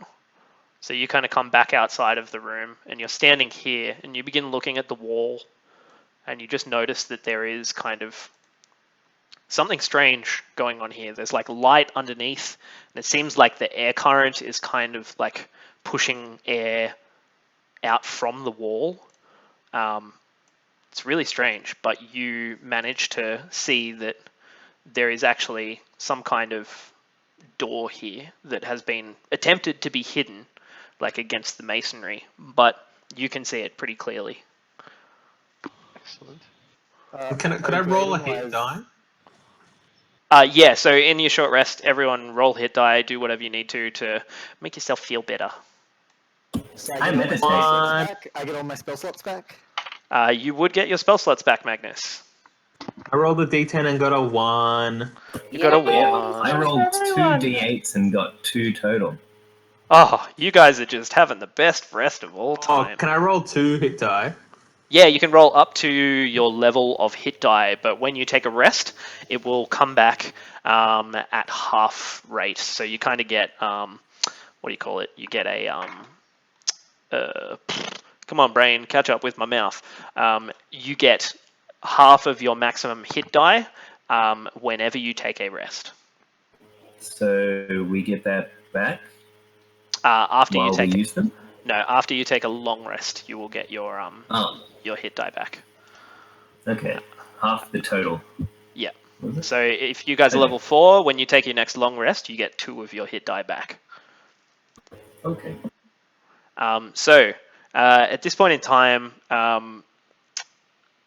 Falcor, you can see that there is this door that is up against the edge of the room. Can you just go ahead and roll an investigation check for me? You're damn right I can. Yes. I love that confidence. Yeah, you're about to die. That was a 4 plus. Was this investigation? Is that also on my paper? Yeah, it should be in your skills. Like investigation will be one of them. So that's 5. So 5 total. So you're a bit standoffish because you're not sure about like whether it's trapped or whether it's locked or anything, and you don't really want to touch the door. But you can see that there is just a wooden door that's been kind of like, covered up pretty well by masonry and shifty sort of painting and stuff, but it's not 100% covered. So yeah. Can I open said door?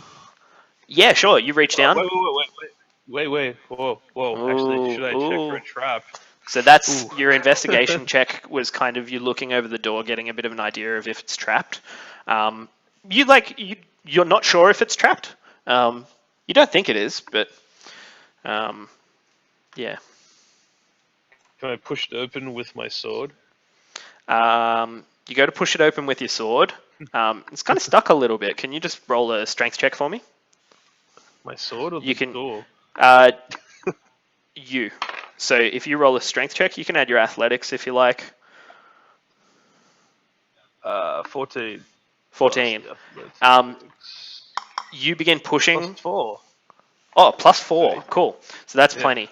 You begin pushing against this door, and you notice that it kind of is stuck a little, but you sort of bear down and put your shoulder behind your sword, and it just opens. And you can see that at that corner, there is, in fact, another door. No, there is a hallway behind it. Excellent. That bright yellow. Look at that. It's such a bright room. Oh, it's amazing. They didn't have secret doors kind of shown on this map, but you can see that there's a room beyond it, and it kind of has a bit of furniture. Looks like there's like tables and rugs. It's like a study space almost. That looks like there's a couple of bookshelves around. All this kind of stuff. So as you come in, where do you? What are you doing? You see this open. It's relatively well lit, like a little lighter than the last area that you were in, but it's not 100% lit.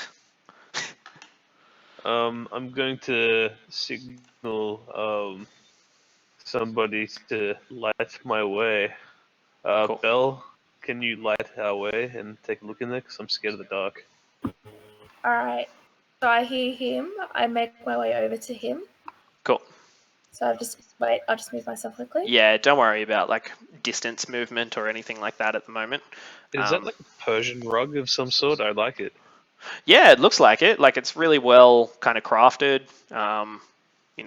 Very interesting, almost tapestry. What's the equivalent of Persia in this game? Does it fly? Does it fly? Does it fly? The equivalent of Persia in this game. The equivalent of Persia in this game would probably be somewhere like Kalimshan, in the south. It's a very big like trading culture. Is it a Kalimshan rug? You would have to get closer to take a look. So, we'll wait for that until we investigate further with light. Yeah.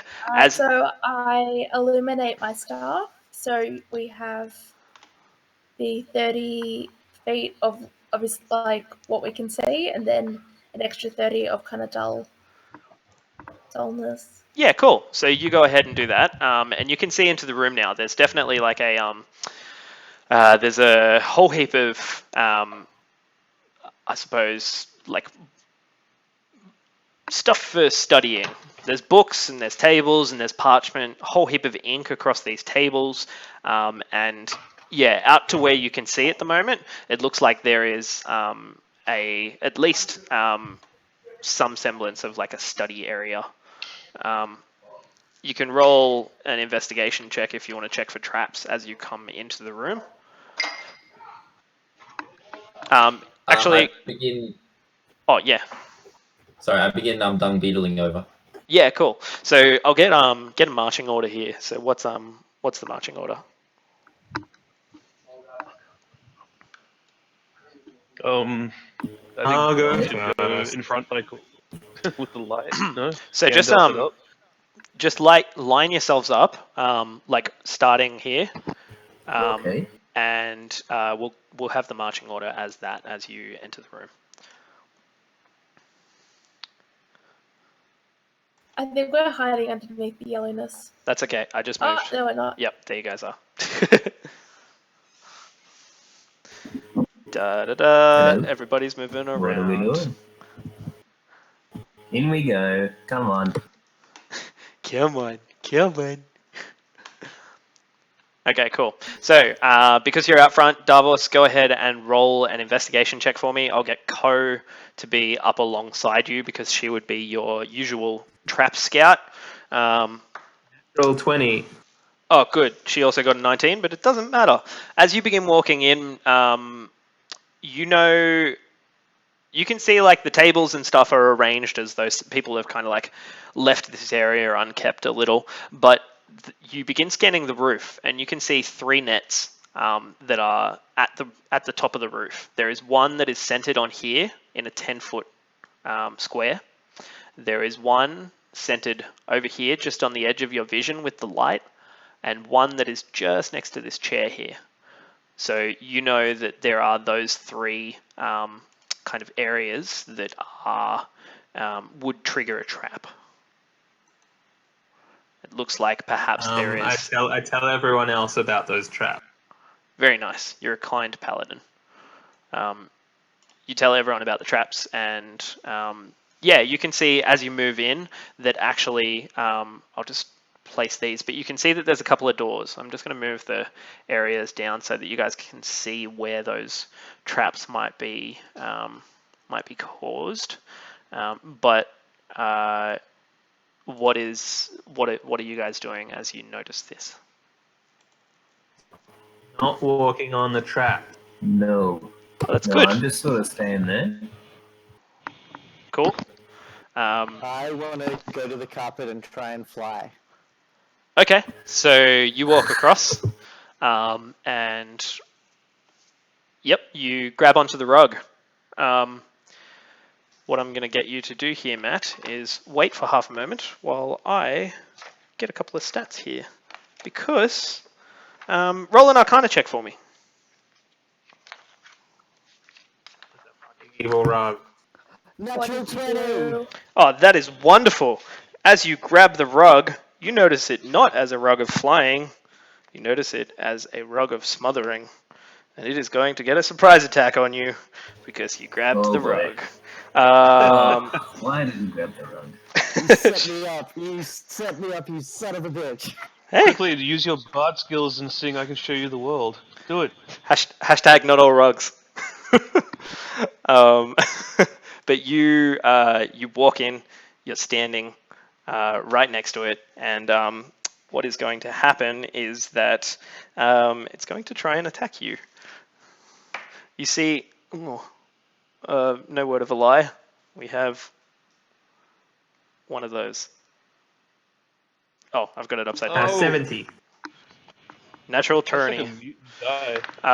Yeah, it's a bit weird. But what happens is you become grappled, Magnus. You see, you grab the rug, and almost like, you know those slap wristbands that like wrap around as soon as you touch them? It does that to you, and your head is just poking out the top, but you are entirely restrained, and the creature begins squeezing as you go ahead and are trapped within it. So, I'm going to get everybody to please roll initiative. Okay. We'll get to that in a second, Matt. 18. 18, very good. 12. Okay, just give me half a second here. Damn. 18. 24. Oh, what? Yeah, I got 24. Very That's nice. very high. Sil is 24. You're 10 initiative points higher than you were the last round. Thorax is a 5. And I got an 8. Bell, you got an 8. Falcor. I got worse than last time and got a solid 4. Oh yeah, moving down in the world. Let me just rearrange a few things here so I can see what's going on. This guy got 15, and that's going to be there. Just remember, Matt, don't you dare close your eyes. I get that feeling whenever I read over the stats for this or a flying rug. I'm just like, don't you dare close your eyes because you'll get smothered. Hold your breath, it gets better. Yeah, it doesn't. It doesn't get better. That's a lie. That's the song's a lie. Okay, Sil. Currently, Hello. you can see where Magnus. Where are you? I'm under He's in the rug. Oh, you're under the rug. Okay, cool. So, I'm gonna go. ask a question before we start, Luke? You can. When it starts like grabbing me, can I just Misty Step the fuck out of there?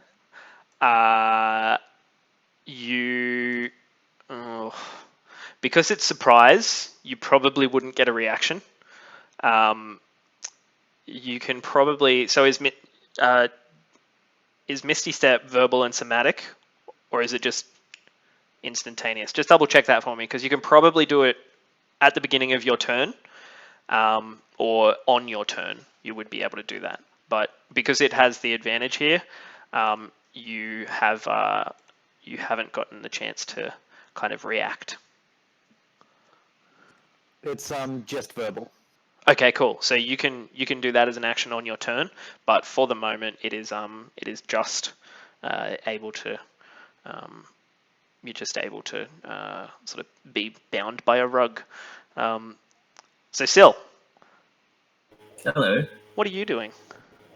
Well, currently I'm looking at a man who's getting smothered by a rug.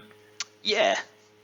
Yeah. He looks like a sausage roll, but like a rug man that is wrapped in a rug. All right then. Well, I would like to. Can I run up to? Can I reach him? You can check how far away you are.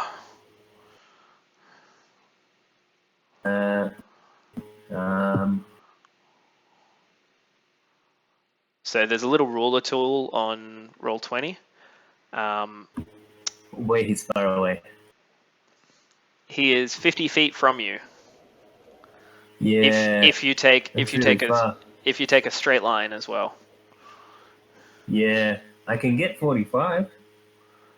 Cool. So I'm gonna do that. So you can use double your movement and not take an action. Okay. Yeah. No, I want to take an action. I want to pry him out of there. Cool. I can actually. Screw it. Let's do it. You only get 4 key points. Let's go with Step of the Wind. I've engaged Nice. a key point to whoa!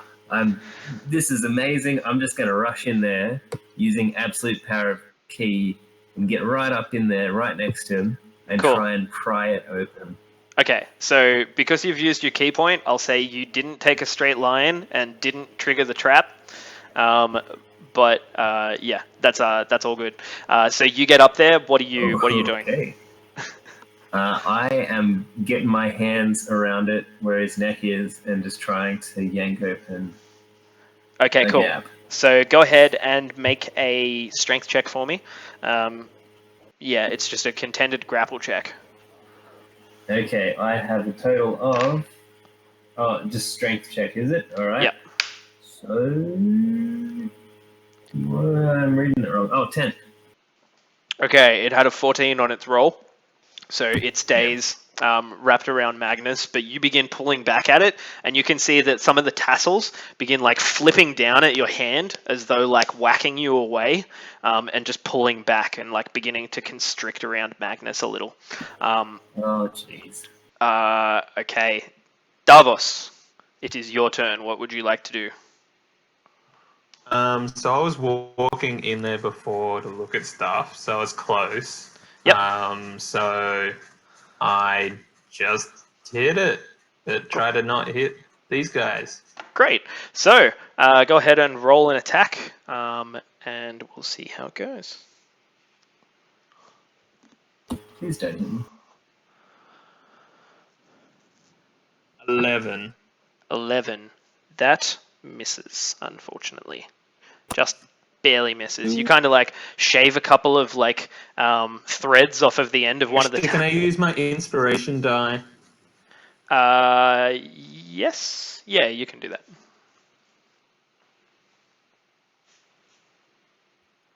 Even worse. So Yeah. a 9. Okay, so a 9 misses as well. Doesn't, yeah. So as you kind of slice through, you see one of the tassels is coming down to hit Sil's hand, and you just kind of like shave a couple of millimeters of like thread off of the end of it, but you miss the majority of the creature. If anything, I'm making the rug nicer. Yeah, you're trimming it a little, which is lovely. It just, helps. It makes it nice. At this point in time, Thorax, right behind you, you see... Can you hear me okay? Yep. So right behind you, you see this light just kind of like almost like a reddish, orangish kind of tinge just begins to like push out into the entirety of the room, and you turn around and look, and there's a gem on the wall that is about maybe 10 centimeters across from top to bottom in the shape of like a tier. And you look across the room as the tables and chairs begin to glow briefly, and it goes out, and then immediately you see a chair walk across behind Davos and kick him with one of its legs. Oh boy. Fuck. And Beauty It's a and the Beast. terrible Beauty and the Beast situation. That's what I was gonna say. I was like typing it out. Me It's too. We've gone from like Aladdin to And Beauty and the Beast. We're fighting Disney. you're fighting No Disney. one can Now beat for real, Disney. word from our sponsors. Disney, take it away. Which was the Disney film with the giant gelatinous cube? I'm pretty sure that was Frozen. Flubber. Oh, it was Flubber. Yeah, good point. Hold on, if this is Disney, Star Wars can happen, that means, right? It's a good point. There are lightsabers in this world. And Not- Iron Man. Not quite so not so refined as the lightsabers from Star Wars, but they are there. So, sorry, just give me a second. I'm just checking stats on this animated object so that I can kick you, Davos. At this point in time as well, Fucking chair. Syl, you see the table Yes. walk over. Oh boy. And as it does, it kind of like steps into the space of the trap. This one just here. Oh. And you Okay. see a giant net fall from the roof. And Oh. at that point, it's going to have to make a save, which is going Serves it to right. be... and you see the legs kind of get... Table. Yeah, you see the legs of the table kind of get tangled up in the net. Doesn't quite make it to you. And at the moment, it is considered restrained for this round. That's just kind of there. Normal table. The other tables, however, this one here does move across Son and of a is bitch. going to try and attack you, and the chair is going to kick the rug. So, at this point, Oh. we have the chair is going to be 12 to hit Davos How much was my armor reduced by? by 1. It does not hit. Okay, so then we have the table is going to try and hit Syl, and that's going to be a 21. Damn it. That hits. Okay, so you're going to take 6 bludgeoning damage as From a table? yeah, like one of the panels just like racks up and smacks you across the chin, just like clipping you on the chin, and then just sits back down again. Kind of like you see the panel kind of like, and the nails that are like holding it down onto the beam look like Yeah. teeth. Just begins laughing at you a little. No sound coming out, but obviously is mocking you. This The table's gonna get fucked up. the chair that is trying to hit Magnus, hit the carpet, goes ahead and makes a 20 to hit, which will hit the carpet. That's going to be a d8 plus 2, which is going to be 7 damage. But the way that it works is that the rug only takes half of the damage, and the creature grappled by the rug takes the other half. So we're going to have 4 damage go to the rug, and there's going to be 3 damage to Magnus. Suck it, rug. Suck it, rug. Just give me a second. I'm going to try and label some of these chairs and tables so that I know who's who and what's going on. Next is, I'm going to skip Ko for now, but it'll go Magnus. It is your turn. What would you like to do? Okay, I have an idea. So you'll just need to let me know if I can do this. Sure thing. Because Misty Step is a bonus action, right? Yep. So I want to Misty Step 30 feet above the rug, summon my packed weapon, and come down on it like, shia, and stab downwards. Oh fuck yeah! Take initiative. And not take initiative. Take advantage. That's fucking wicked. Go ahead and you do that thing. You cast Misty Step. Just poof, begin flying straight up. And you don't fly. You just appear 30 feet in the air.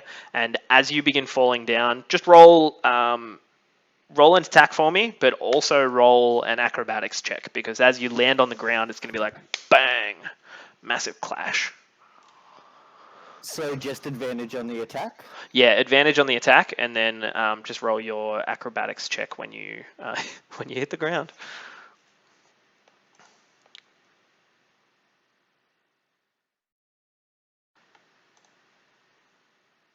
Okay, so 17 is the attack. That hits.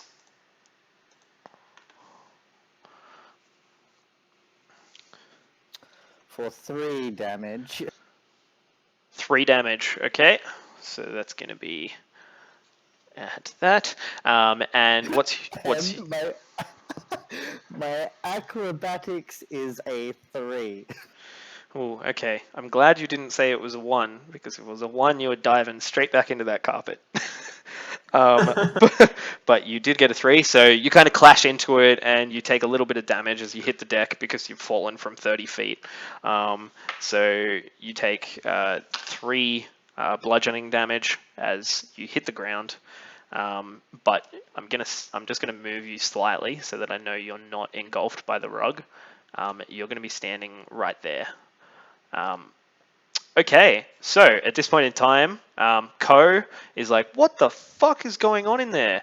Begins running in, and he's going to make it... Sorry, I'm just going to check how far she can move. Just going to go 25, 30. Yeah, she's going to move to here. I've still got the ruler. Moves across towards this table that is green and is going to go ahead and attempt to stab it because why not stab a table? Oh, goddamn. Here we go.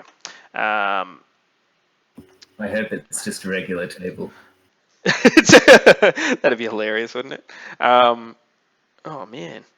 That's not how you stab a table. So she misses on that first attack, and she's going to make an offhand attack, see if she can't get anything, and also misses. So that's Ko's turn. Beleaguer, what are you doing? All right, so I am going to move, wait a sec, down 5 feet. Yep. I'm going to go across. Yeah, so if you've got the distance, just put 20 yourself feet. wherever you were going to go. And then I'm going to be like here. Yep.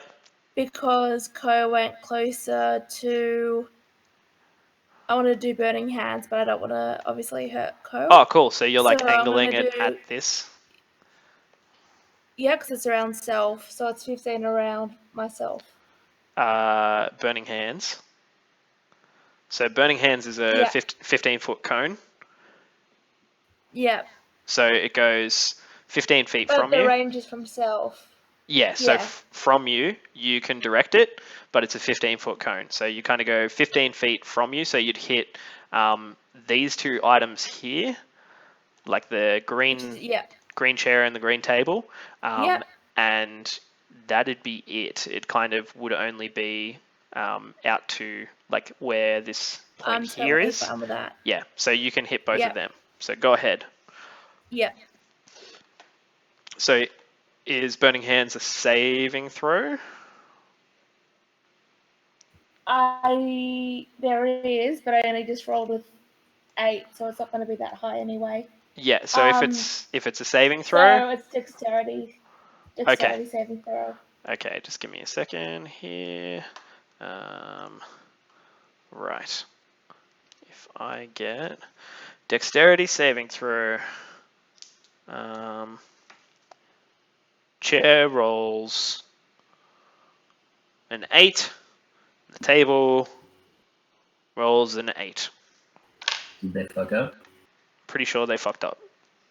Yes. Yep. Please. And I'm going to flavor it that they are vulnerable to fire damage because they are tables and chairs made of timber. So go ahead, roll your damage. Yeah. It's 3d6. Okay, fuck. 3, 2, 5, and 6. So 11. Okay, so because they are vulnerable, they take 22 points of fire damage. And that, to both of them, see the chair is now just two little legs, kind of like beginning to walk at Co. The table is still in action, but is on fire. And I will denote that with a nice little fire symbol. But yeah, at this point in time, is there anything else that you wanted to do there, Belle? No, thanks. I'm all right. Nice. Let's see, is there a fire symbol here? Nope, I'm just going to do this. There's a little symbol next to it you can kind of see. Okay, comes to Magnus. Laying on the floor right now, buddy. What are you doing? Oh, no, wait. Sorry, Thorax. Thorax.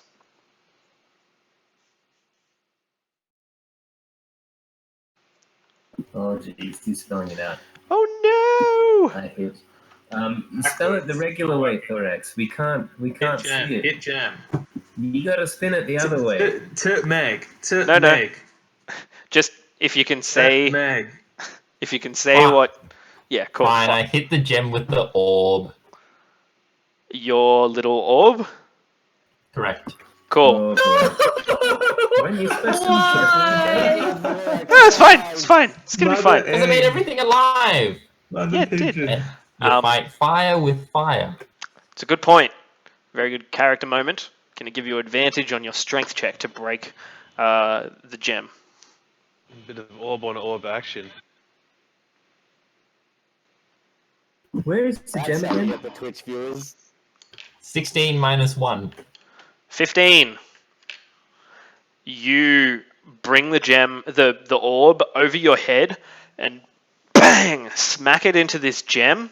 The gem cracks and just you see this like fizzle of arcane energy, and all of the furniture in the room except the rug stops. Coincidentally, the orb that is in your hands smashes. Fuck. There is a small frog that falls to the ground. Oh boy. It's kind of sitting there for a moment. The end. You just see the shells of this thing kind of break apart, and it's just sitting there. The frog's in the center, laying on its back. Nothing's really happening. It just is kind of stationary at the moment. Almost looks like it's dead. You've seen it moving a little inside of the orb in the past, Thorax, but right now it looks like it's dead.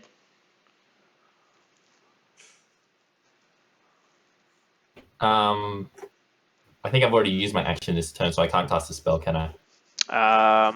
If it's a bonus action for that spell, you could cast it. Otherwise, you could just pick it up, or I'll let you make a medicine check if you wanted to for your bonus action.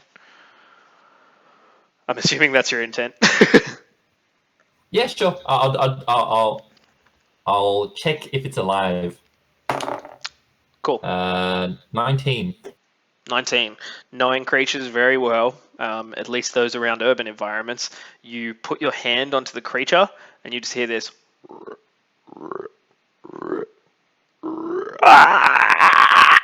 as it begins cracking. You see the bones breaking, shifting, continuously expanding, becoming something much larger than its parts. You see the creature just begin to explode into something that is much larger than you, Thorax. You see it expand, just becoming immensely large. This kind of tentacles coming out the side of it. There are arms that are hanging out the front of it that are just claws on the end. The eyes begin to shift off of the skull itself and form above its head. There's this eye stalk now that has like 3 eyes looking directly out in front. you can see that this creature is immense and massive standing in front of you. And if you give me half a moment, I will get you to roll a nature check. Yeah, Does it stand in the trap? Yeah, that's it. We'll check that in a second. I rolled an 8. An 8. Oh my god, it's a giant frog, Thorax. It's a huge frog. You've never seen such a frog. Wait, frogs don't have tentacles. Why does this frog have tentacles? Oh god. And you kind of take a moment, realizing that this creature in front of you is not a frog. It's my baby. Why did you do that? What I'm going to do here is get you to roll an animal handling check. My specialty. I get +5. Bringing it up to 20 total. 20 total. That is very good news, Thorax. You can see this creature, and what are you doing to animal handle it? Mounting it. You just sort of patting the side of it and moving around to get on top of it. Yep, and anytime it stops moving, I try my best to climb it. Cool. Okay, so how this works is that you see some of the tentacles coming and moving out. The arms now have actually ceased being what look like fingered arms and have become these very long tendrilled tentacles. You see that it has these very large white teeth around the entirety of its jaw and a tongue that is lashing from sort of lolling from the side of it. You begin sort of shh, moving around the creature and begin climbing up, and you get this massive croak occurring, and one of the tentacles begins to whack at you, and you kind of climb up the side. You just end up sitting next to the eye stalks, sitting on top of this giant creature. And that is what happens on your turn. Before anyone complains, at least I killed the tables and chairs. That's a good point. Yeah, just... What about the rug? What about the rug? Is the rug okay, or is it gone? Oh, the rug's flailing Yeah, around it's like, oh definitely shit, killed. it's still trying to kill you all. The next in line is Falcor. What are you doing, Falcor? You see... Is it counted as a full turn, or just a bonus action to give a bit of a slap in the back of the head of Thorax? Where are you? Yeah, you can run... Oh, actually, you wouldn't be able to reach. This creature is huge. It is probably about 15 feet tall, and large, girthy, and it looks like it's spitting slime off of the sides of it. And Thorax is just perched on the top of its head, and he's just hey, giving you guys a bit of a wave. So do we know if it's actually evil or wanting to hurt us? Roll an insight check. Hiya. Shit. I mean, yeah, natural too. just a 0 2, so away. 4. Okay. Thorax is sitting on it. Damn it. Okay. Well, in light of not knowing if it's angry or wants to hurt us, I will launch a longbow strike at carpet. Oh, good. Carpet. I thought you were going to say the frog. Nice. So I'm just going to shoot the frog right into 3 eyes. So you're moving into the room a bit and then taking a shot at the carpet. Yeah, but not going in very deep, just enough to get line of sight. Yeah, cool. Okay. So you come up and stand pretty much next to Thorax. Thorax, because you know where this trap is, what I'm going to do is make a large circle around you that will denote the creature. And as far as we know, it could be a friend. We did release it. That's pretty much the size of the thing, and you're sitting on top, and you see this this kind of... oh, sorry. I'll get rid of that. That's just dumb. But you see that as it begins expanding and you're like climbing around the side of it, the trap goes off and the net kind of lands on it and it's covering about half of the creature. It just kind of like whips a couple of tentacles for a second and yeah, it's fine. It just like rips the net off, throws it across the room, and that one is no longer a big deal for anyone. But yeah, Falcor, you move up just beside Thorax and whatever this creature is, and take a shot at the rug. So roll your attack and let me know what happens. Am I also able to back off straight away after shooting to get away a bit further away from the frog? Yeah, you could move into the room and that'd get you away. You've moved about 10 feet from where you were. It's just the rug that's really fighting us, and everything else is moot now, right? There's 2 traps that still haven't been sprung, but you know where they are, those blue boxes. But other than that, the rest of the room is fine, seemingly at the moment. Right. I'll move a bit further down then, away from frog. Cool. When it lets me move. Maybe it's... give that a go. Yeah, cool. Okay, so roll your attack, and let me know what you get. Strike as well? Yeah, cool. That's 12. Okay, pretty sure that hits. Yay! And it makes what type of save on its... strength. A strength saving throw. Okay. It's strength. Big ol' strength. But that's a natural How 1. much strength can a carpet and have? so, well, it is a carpet of smothering, but it rolled a natural 1 on its save. So, quite ironically, the magic carpet of smothering is ensnared in these vines that just grow around the outside of it as it is rolled up currently after Magnus poofing out and attacking it. It still hasn't unrolled, and like when you're moving a carpet and you wrap it up in rope, that's pretty much what you've got right now. Just this rug that is wrapped in vines. You take your shot, it hits. What's the damage? The shot is crap. 1 plus 3 piercing. So 4 piercing damage works well. You get like a decent shot on it. And then I go to the ensnaring damage. Yep. And that is also a 1. Okay. Nice. So, still up. Still looks like it's struggling against whatever the magical force is that's holding it in place. But it comes back around to Syl. Syl, the table that was laughing at you a moment ago, just thunk, like sort of, you know that, like when you get a ruler against the end of a table and you like drag it on, and you get that doing. It just kind of does that with the timber, but it stops back in place and looks like a normal table again. Doesn't seem to be a threat any longer, and the carpet in front of you is currently restrained.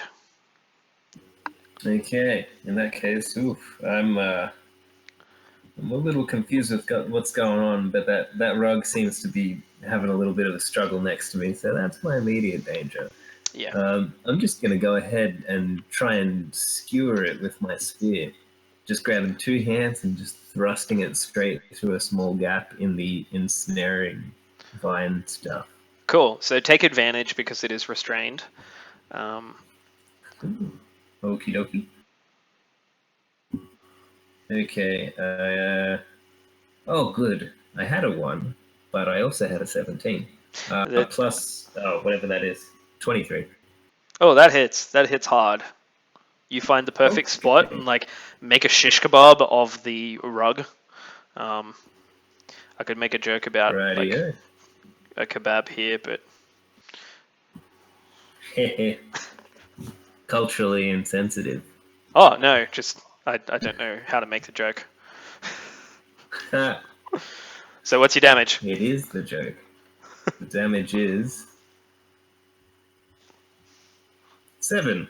Cool. The spear like pierces through the thing, comes out both sides, like comes in one side, out the other, and 7 damage puts it into a territory where you see that like around where you pierced, the weave is starting to come undone, and it looks like it's beginning to fall apart.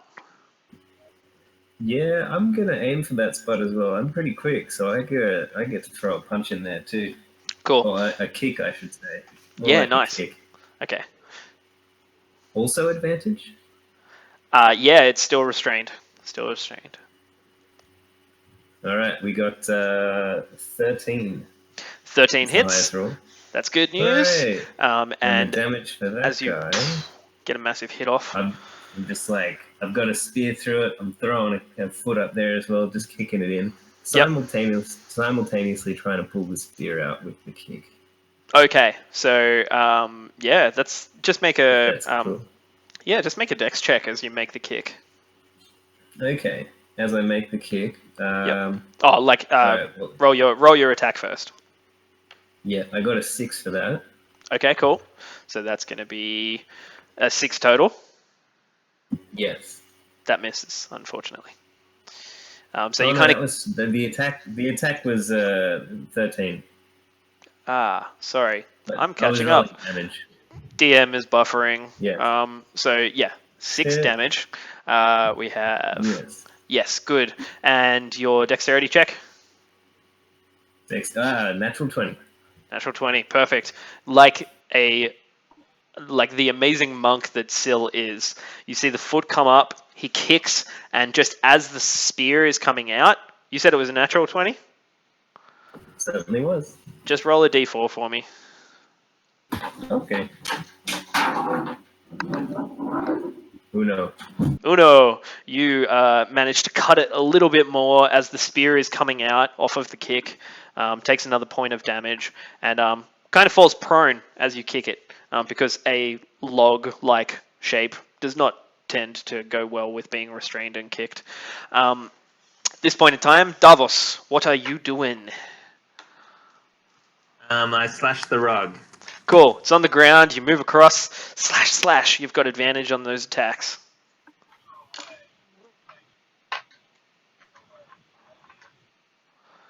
He gets that. 22. 22 is definitely going to hit. So roll some damage for me there.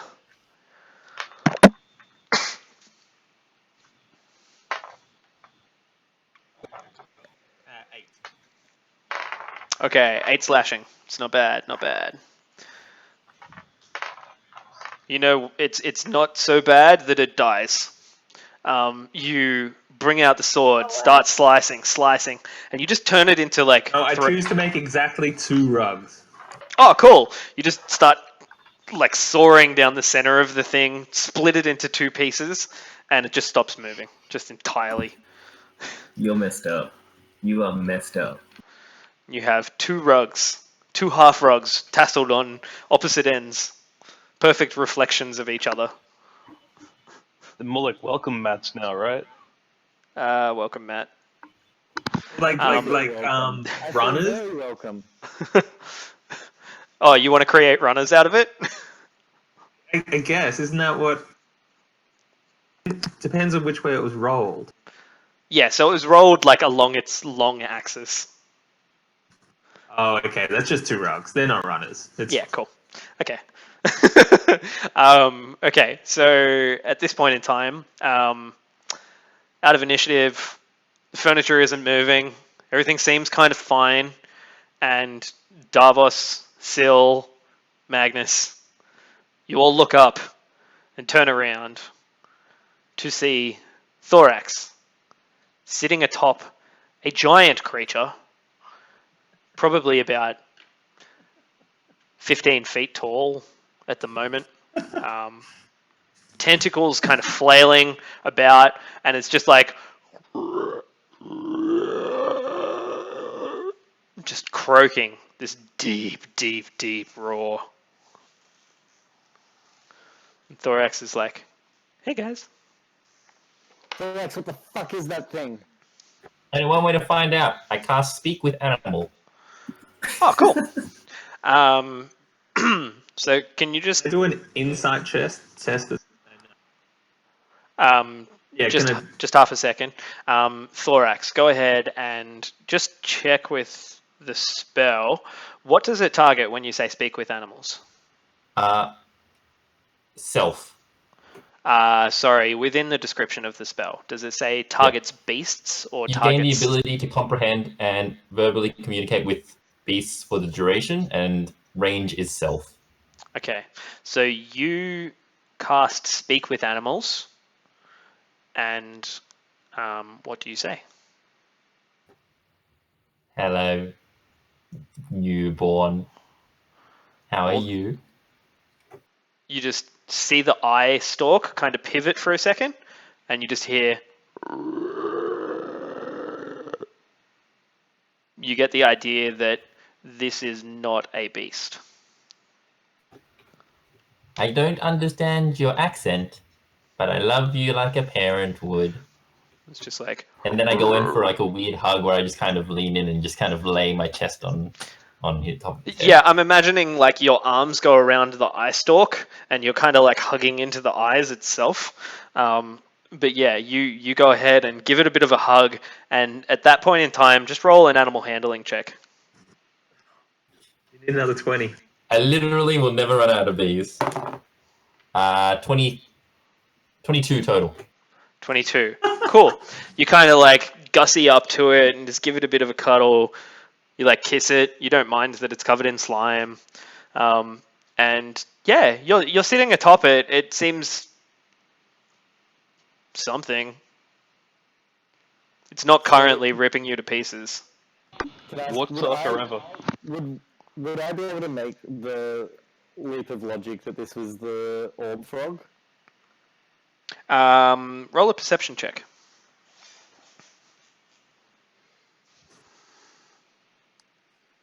Can I do an insight check to see if it's If it's what, sorry? if it's got ill will against us? Sure. Roll an insight check. Magnus. That was 6 on the perception. Okay. Yeah, I mean, for you, for what you know from the Hag's Journal and from everything else, it's not hard to figure out that, so that's what a froghemoth looks like. I rolled a 13. 13. Either it hasn't noticed you all yet, or it is occupied by Thorax, but it doesn't seem ill-willed currently.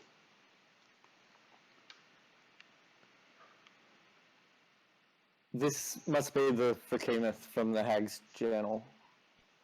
This is not good. This is not good. I agree. Back. It's not good. Thorax, are you okay? I have that after parent glow. No. Yes, I'm fine. At this point in time, Kelvin, Thorax, the creature begins to move slightly in Belle's direction. And Belle, you see this large behemoth of a creature begin stepping towards you, and the eye stalks kind of like turn towards you as its head moves a bit slowly. The mouth hangs open a little, and the tongue kind of lolling out the side. The creature begins to look like, just roll a perception check for me, Belle. Okay. 13. Cool. You can see that the creature is actually shrinking slightly. It looks like you see that the creature is shrinking. So from its 15-foot height, just begins to sort of reduce down. And by the time it walks the 10 feet to you, looks like it's about 10 feet tall. It's dropped about a third of its height. You think that maybe something to do with the arcane nature of its imprisonment has caused it to like overshoot, and it's shrinking back down. Looks like it's continuing to do that, but it looks like it's walking towards you. tongue's kind of hanging out. Tentacles are kind of like flailing around at the sides of the creature. Not aggressively, but just unconcerning. Disconcerting, sorry. Can I put my hand out and do an animal handling? Yeah, sure. Both hands up. You just like, whoa, whoa, whoa, whoa, whoa. Yeah, like not... Yeah, but like not to startle it. Like, yeah. Certainly. To kind of be like, I'm no harm, like I don't have any, I'm not holding anything. Yep. So it's an 18. 18. That's pretty good. You see it kind of stop and just look at you, and it's just paused. Thorax is sitting with his hands on the top of its eyes. He's just like, hey, Belle. And you see one of the tentacles just come down, and it sits at the top of your head, just like slides down your face, leaving like a whole heap of like ichor along you. Just like stops. I say, Yeah. you've been chosen. And I roll my eyes at Thorax. I tell the others I don't think it wants any harm. I don't think it will harm us. As long as we're calm. Falcor, what are you doing currently? That is a good question, as I'm just looking at all of this situation. Yeah, so you see this giant creature walking across towards Belle. It's just like, sort of like, it looks like it's about to raise like a tentacle and hit her, and then it just like really slows down and just like pats the side of her face, leaving like dripping ooze. Okay. Well, since it's not really doing too much at the moment, is there any sort of investigation check I could do on the rest of the room since we've destroyed that other orb? Certainly. You which sort of direction are you wanting to travel in to have a look around the room? I would say south, west. Yeah, cool. So you begin moving down there, and you can see that as you kind of have a bit of a look around, there's another section down here that is a doorway. You can see that there is a door at the south end of the room.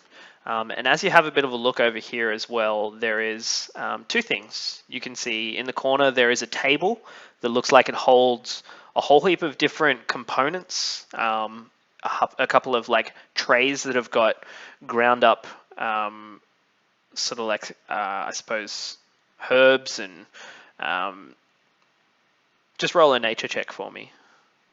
You might be able to identify some of the stuff. Natural 20. Wicked. You take a few moments, and with the limited amount that you know as a ranger of herbalism, you think that with some of the things here, you could create like a salve that would help with hit dice, like healing.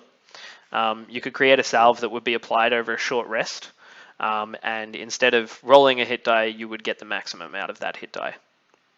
You think that from the stuff that is here, you would probably have maybe 4 uses that you could go for, and it would be that you'd apply this, you'd mix this up on the short rest, make it put it onto a bandage, and then as you put the bandage on, it would have like healing properties that instead of you rolling a hit die, it would just be the maximum. So a D8 would be 8 hit points.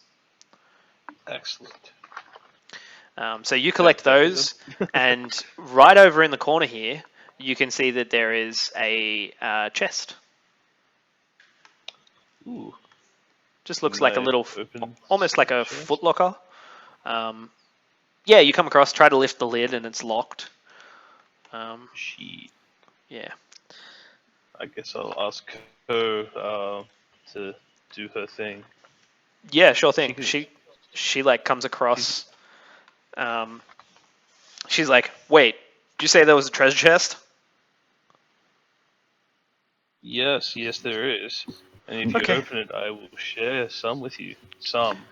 She's like, oh yeah, sure. I mean, but you'd better stand like way back, because there's kind of traps that could go off here, and I don't want you to get hurt. Could be really bad for you. Classic Co. And she... Yeah, we'll just all stand over her like parents waiting for someone to stuff up. Oh, sure. Okay, so move your characters around Ko where you would like to be. Is this directed at everyone? Yeah, I mean, you guys have heard what Falcor is saying, and he's like, "Oh, there's a door in the south. There's some stuff over here I can make a salve out of, and there's a chest over here as well." And then he calls Ko over. So you guys would be very well aware of what is going on right now. But if you want to go ahead and come across to see what's in the chest, that's entirely up to you guys. Hopefully it's not another like rolled up rug ready to Okay. Cool. So Belle, you're kind of hovering a little. Yeah. Yeah. Davos comes across. So does Magnus. You're all kind of. Still, you avoided that trap. So you are standing back. You're not kind of hanging over Ko's shoulder. And at this point in time,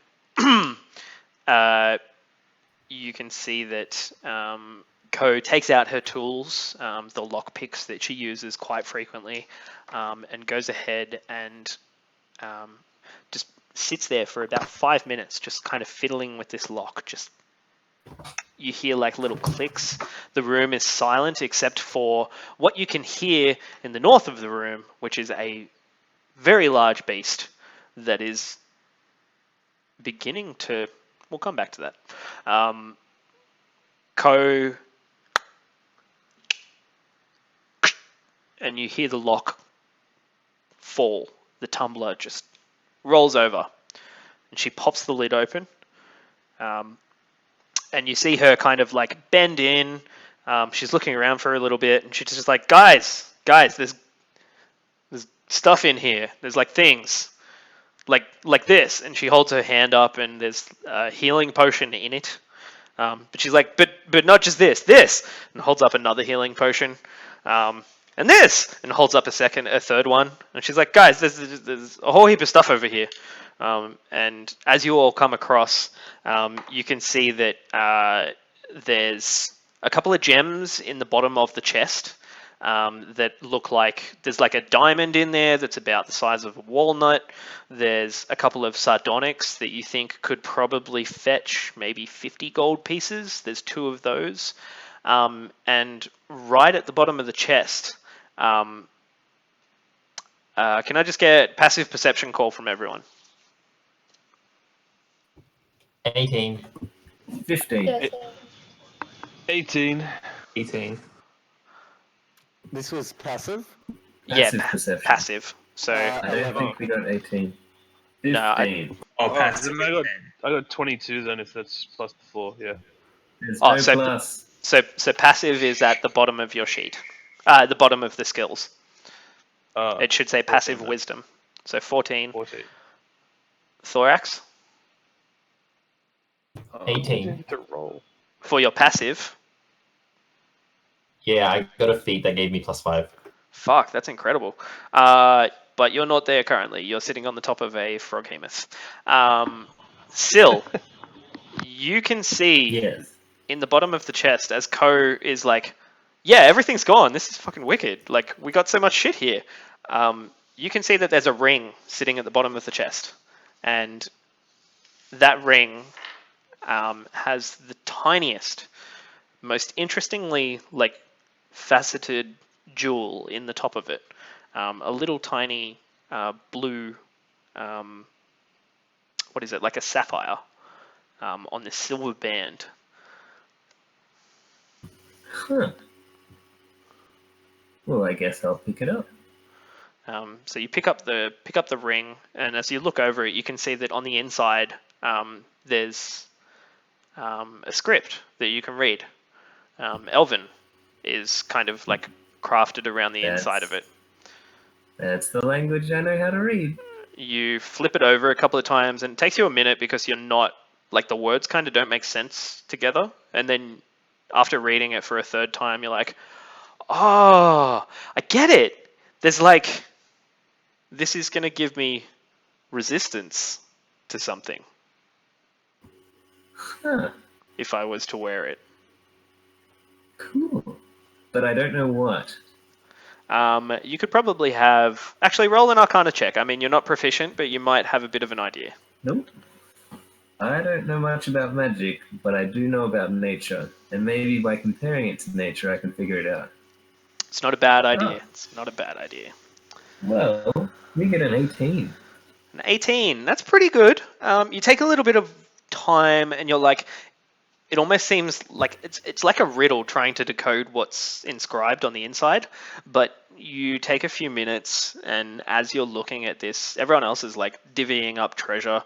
By the way, in that treasure, there was 4 healing potions. There was 1 flask of oil that looks like lamp oil almost, but there's an interesting kind of like emblem engraved on the cork. And as you continue looking through, you also find the equivalent of about 100 gold in gems within the crate. So still, you're standing there looking at this ring, and everyone else is like divvying up gems, healing potions, whatever else, and it finally clicks with you that this ring would resist force damage. So force damage created by magical spells usually. Yeah, I'm a bit skeptical of some magic, so I would like to just put this ring on. I mean, is anyone really looking at me? Not right now. I don't think there's anyone looking at you. You like. Well, then I'm just doing this then. You're just like, woohoo, look at me. And the moment that you sit the ring on and kind of like put your hand out and look at it, you get this like a feeling of like cold liquid like running through your veins for a moment, and it kind of permeates your body, and you feel it just like, it feels like you become a statue for a moment, like your skin goes taut and your like chest puffs forward. You like get this extremely straight posture as the ring kind of takes hold on your body, and you can feel now. It's a heroin ring. So whenever I say to you that you take force damage, it will be reduced to half of that total damage. Very nice. It's a bit tingly, but I feel pretty... Yeah, it passes... A bit more solid. Passes within about maybe 15 seconds or so. Just like runs across your body. But everyone else, you can distribute the healing potions and things like that as you like. And Ko's like, yeah, this is mine, and puts a healing potion on her hip. She's like, I did the fucking trap. Like, what else do you want from me? That is actually exactly what you should say. Can I be looking through the Hag's journal for anything on the Frakeemeth, please? Sure. Go ahead and roll an insight check. Let's do that thing. I'm sorry, I'm gonna have to be going soon. That's cool. We'll wrap up at 11. I think that's perfect time, if that's cool. That is an 11. 11. So you take a little bit of time. You know that a Frakeemeth, it like says that a Frakeemeth is like an amphibious creature. She caught it in a swamp somewhere. It was essentially a creature not of this plane, but she was lurking around looking for magical items and came across this creature that almost killed her. Though she was able to subdue it to a point where she could use a modification of the Shrink Enlarge spell and put it inside of this sphere containing like the creature. You know that this creature is extremely hungry. It will need to eat frequently, and that's about all that you get from it. Okay, I'm like, so the Frakeemeth, it's pretty voracious. It's going to get hungry soon, and I feel like if it does, and there's nothing else around, we might be what it tries to eat. We'll just give it thorax sacrifice. Yeah, Thorax, you're on the other side of the room, so what are you doing currently? +1. I'm trying my best to learn how to like command it around as I would a mount. As you would a mount, sure. So go ahead and roll an animal handling check for me, and we'll see how well you kind of like command it around. 17 total. 17. It's difficult. Initially you're like, hey, there's like a control panel up here. You like grab onto the eye stalk and like reach it one way, and it just like slaps around. Like the tentacles start flying all over the place, and it's just not happy. You're like, oh, that didn't work. Let's try this then. And you kind of like crawl down its back a little bit, like push on one of its shoulders, and like one of the tentacles like whips out. And you like go across and push on the other shoulder. Takes you a couple of seconds to like move across to the other side, but you push, and it's like whoosh, the other tentacle like whips forward as though you're like touching a nerve in its back. But you can't quite get it to walk around. It just seems to have its own idea of where it wants to go. It's just moving around. It walks over and grabs one of the tables with its mouth and just like throws it up in the air, and within like 3 seconds just the table is gone, like down its gullet. At this point, the creature has seemed to like stabilize. It doesn't seem to like be shrinking any longer. And at the moment, it looks like it's quite young. It's probably only about maybe 9 feet. And like in contrast to the like giant size that it was before, it seems to have like become a little bit more slim, as though it is young. I cast Goodberry. Oh, nice. You cast Goodberry and you end up with these, how many? 10. You get 10 berries. Are you going to try and do some training with this thing? No, I just go, that's some good table eating. And then I try my best to drop it into the gaping maw. Yeah, cool. So make a dexterity check as you like throw some berries in its mouth.